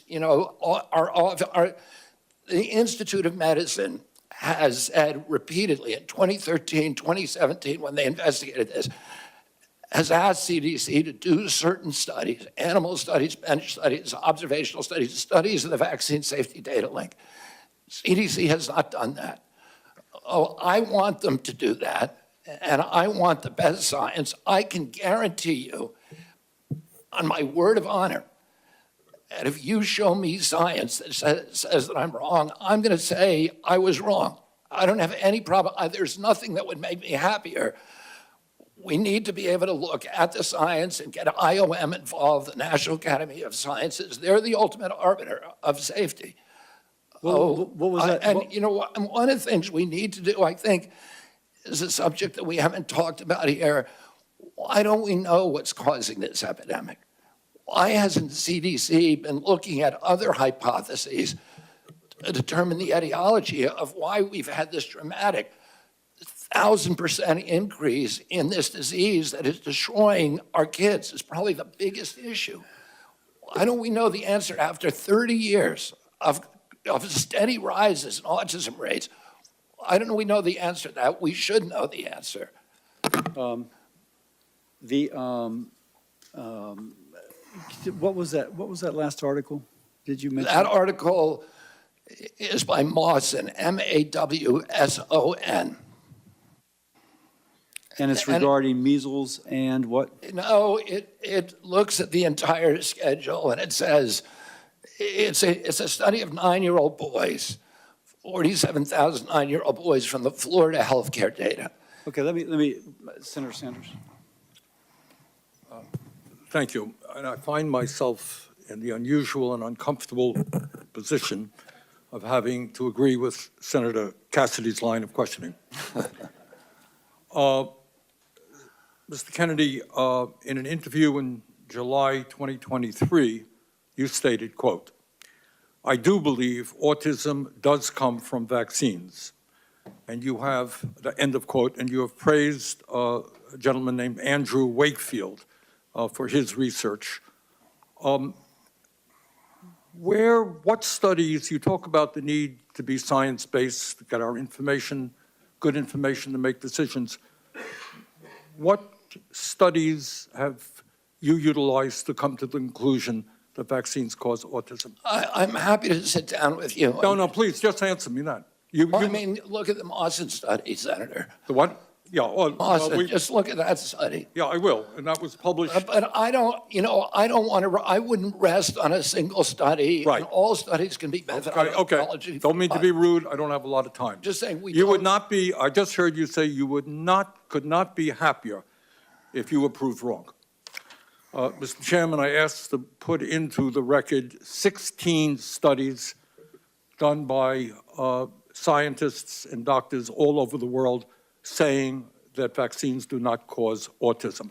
Are you happy without objection? Look at the IOM assessment of those 16 studies, Senator.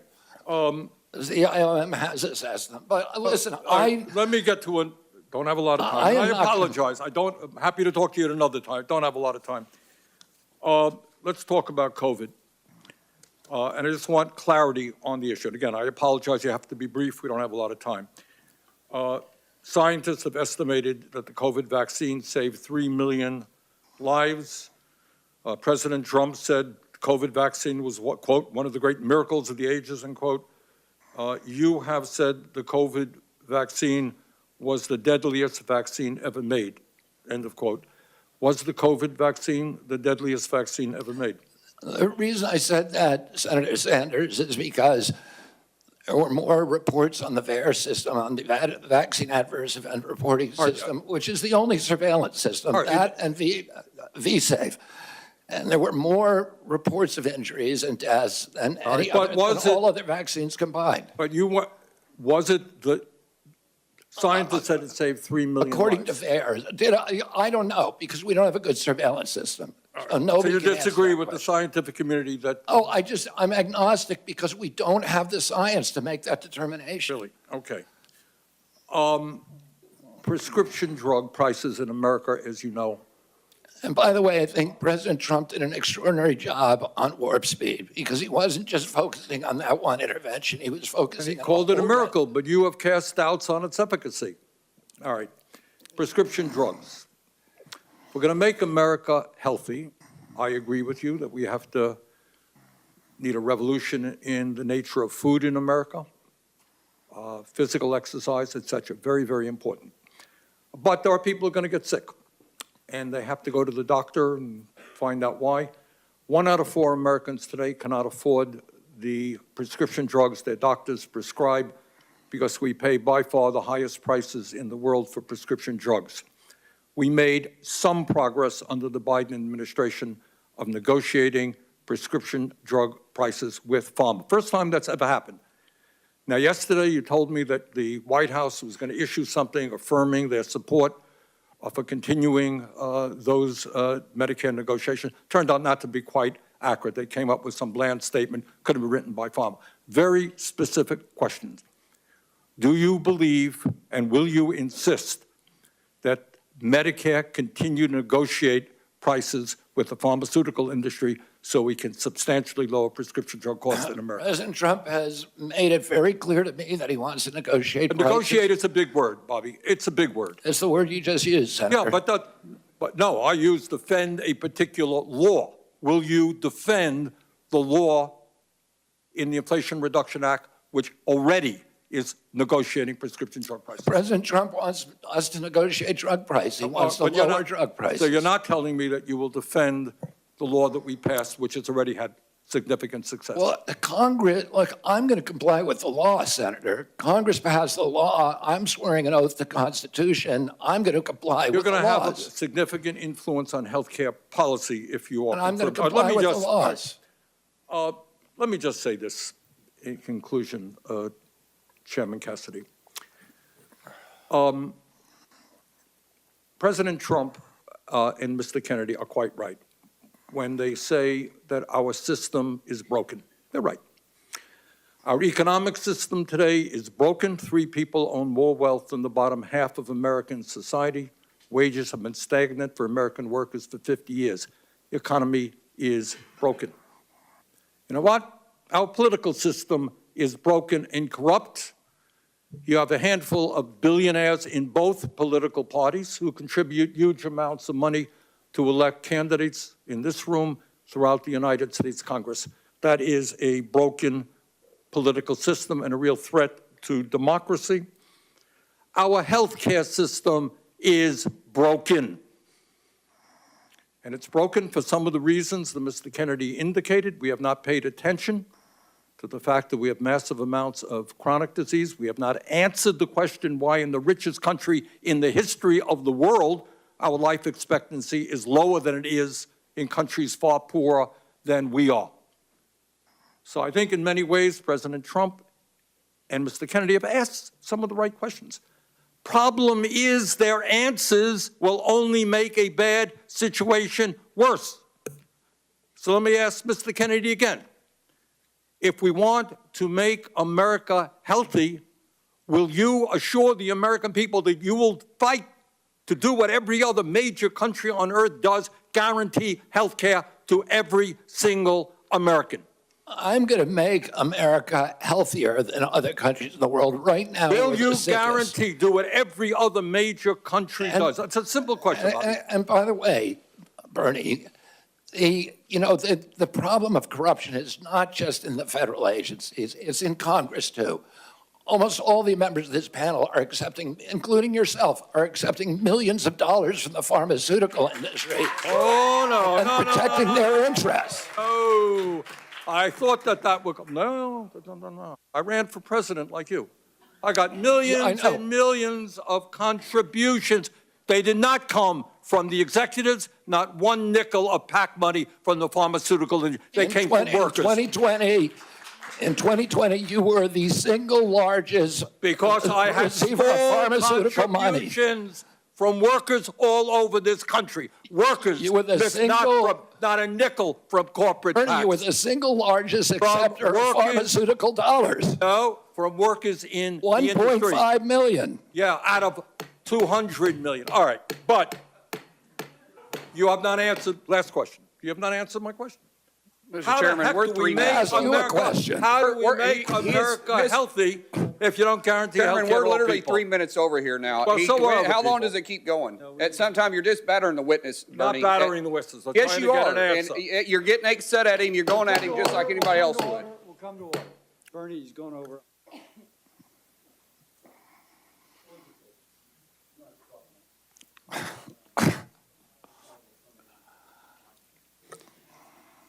Before I ever entered politics, before I was ever thinking about running for office, I practiced medicine for 30 years. I worked in public hospitals in California, Louisiana, specializing in liver disease, caring for those who otherwise would not have had a specialist. If you will, dedicating my life to saving lives. That is, being a doctor. That ethic guides me now. In my opening statement, I told the story of my patient, an 18-year-old girl with acute liver failure from hepatitis B being air ambulanced to LSU Shreveport Hospital for a liver transplant. Now, let me finish the story. Her mother wasn't allowed to fly in the helicopter, so her mother drove the 3 hours from Baton Rouge to Shreveport. Now, when she arrived, they let her visit her daughter before she went back to the OR. And the mom goes in to say a prayer, squeezes the daughter's hand. The daughter's eyes open, and she said, "Mama?" And the daughter began to recover. Powerful story with a happy ending. But as a doctor, I saw endings not so happy. I just had a friend text me, 2 children died in an intensive care unit in a Baton Rouge hospital from vaccine-preventable diseases this past month. So my concern is that if there's any false note, any undermining of a mama's trust in vaccines, another person will die from a vaccine-preventable disease. Now, you've got a megaphone. Maybe you and Bernie, Bobby and Bernie.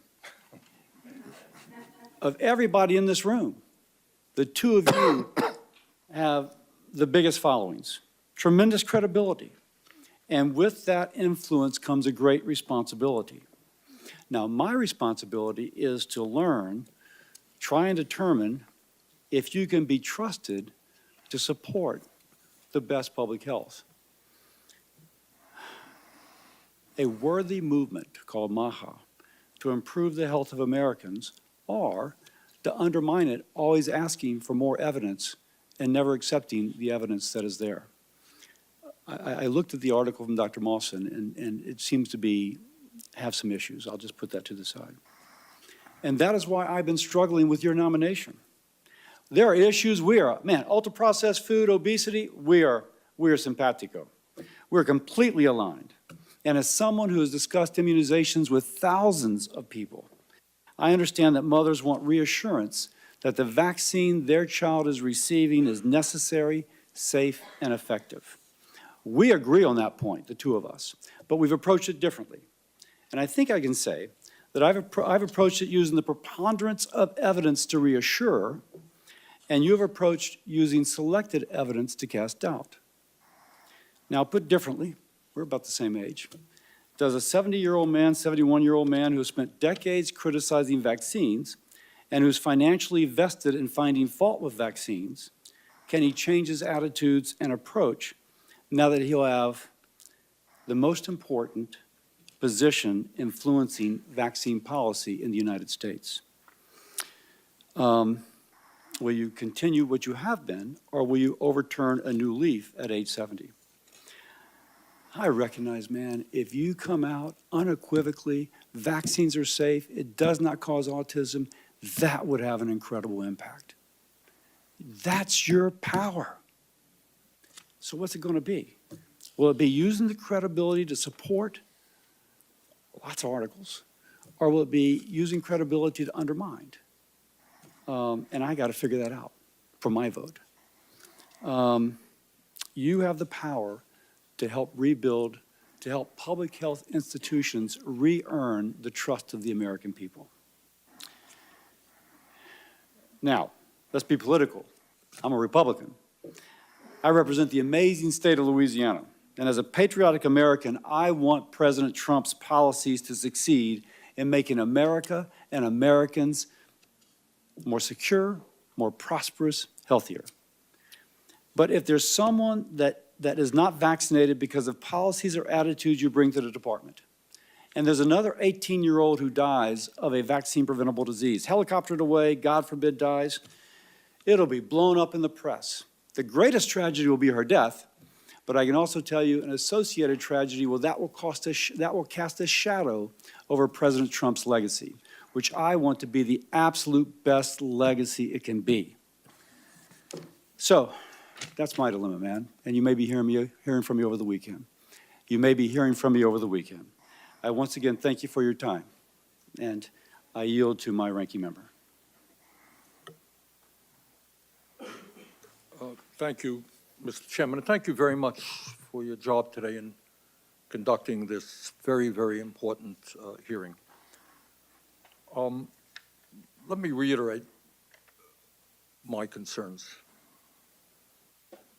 Every person on this panel, and I would hope everybody in America, wants to make us the healthiest country on earth. And I applaud Mr. Kennedy for raising the issues and talking about some very important truths. But what I am not hearing from him are some very specific policy issues that we absolutely need if we're going to make America healthy. It is unquestionable that when 68,000 Americans die because they can't afford to go to a doctor, you got to deal with that. And I have not heard one word about the need for universal health care that exists in every country on earth. When 1 out of 4 people can't afford prescription drugs because the pharmaceutical industry is ripping us off and charging us 10 times more in some cases than the people in other countries.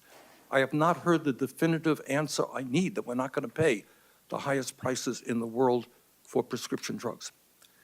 And one of the points I think that Mr. Kennedy made, which is right, healthcare is not just medical care. It's a lot more. Talk about the food industry. We have held a hearing, Senator Cassidy and I held a hearing a couple of months ago, where we made the point that the food industry is, in fact, poisoning our kids with addictive food that is leading to obesity, diabetes, heart conditions, etc. And I hope that our Congress and the White House will have the courage to take on a very powerful food industry and demand that the products that they sell our kids are in fact healthy and non-addictive. In many ways, what the food industry is doing today is what the tobacco industry did 50 or 60 years ago. And we talk about making America healthy today. Again, it's not just doctor care, medical care. We have millions of people working for starvation wages. You cannot be healthy if you're working 50 or 60 hours a week and you can't afford the rent that your landlord is charging you. Stress kills. Stress makes us sick. So, Mr. Chairman, let me just say this. I think the issues that have been raised in this hearing today are of enormous importance. I look forward to working with you and other members of this committee to make sure that we develop the policies that have the courage to take on very powerful and wealthy special interests. So, in fact, that we can make America healthy. Thank you. This concludes our hearing. For any senators who wish to ask additional questions, questions for the record will be due tomorrow on Friday, January 31st at 5 p.m.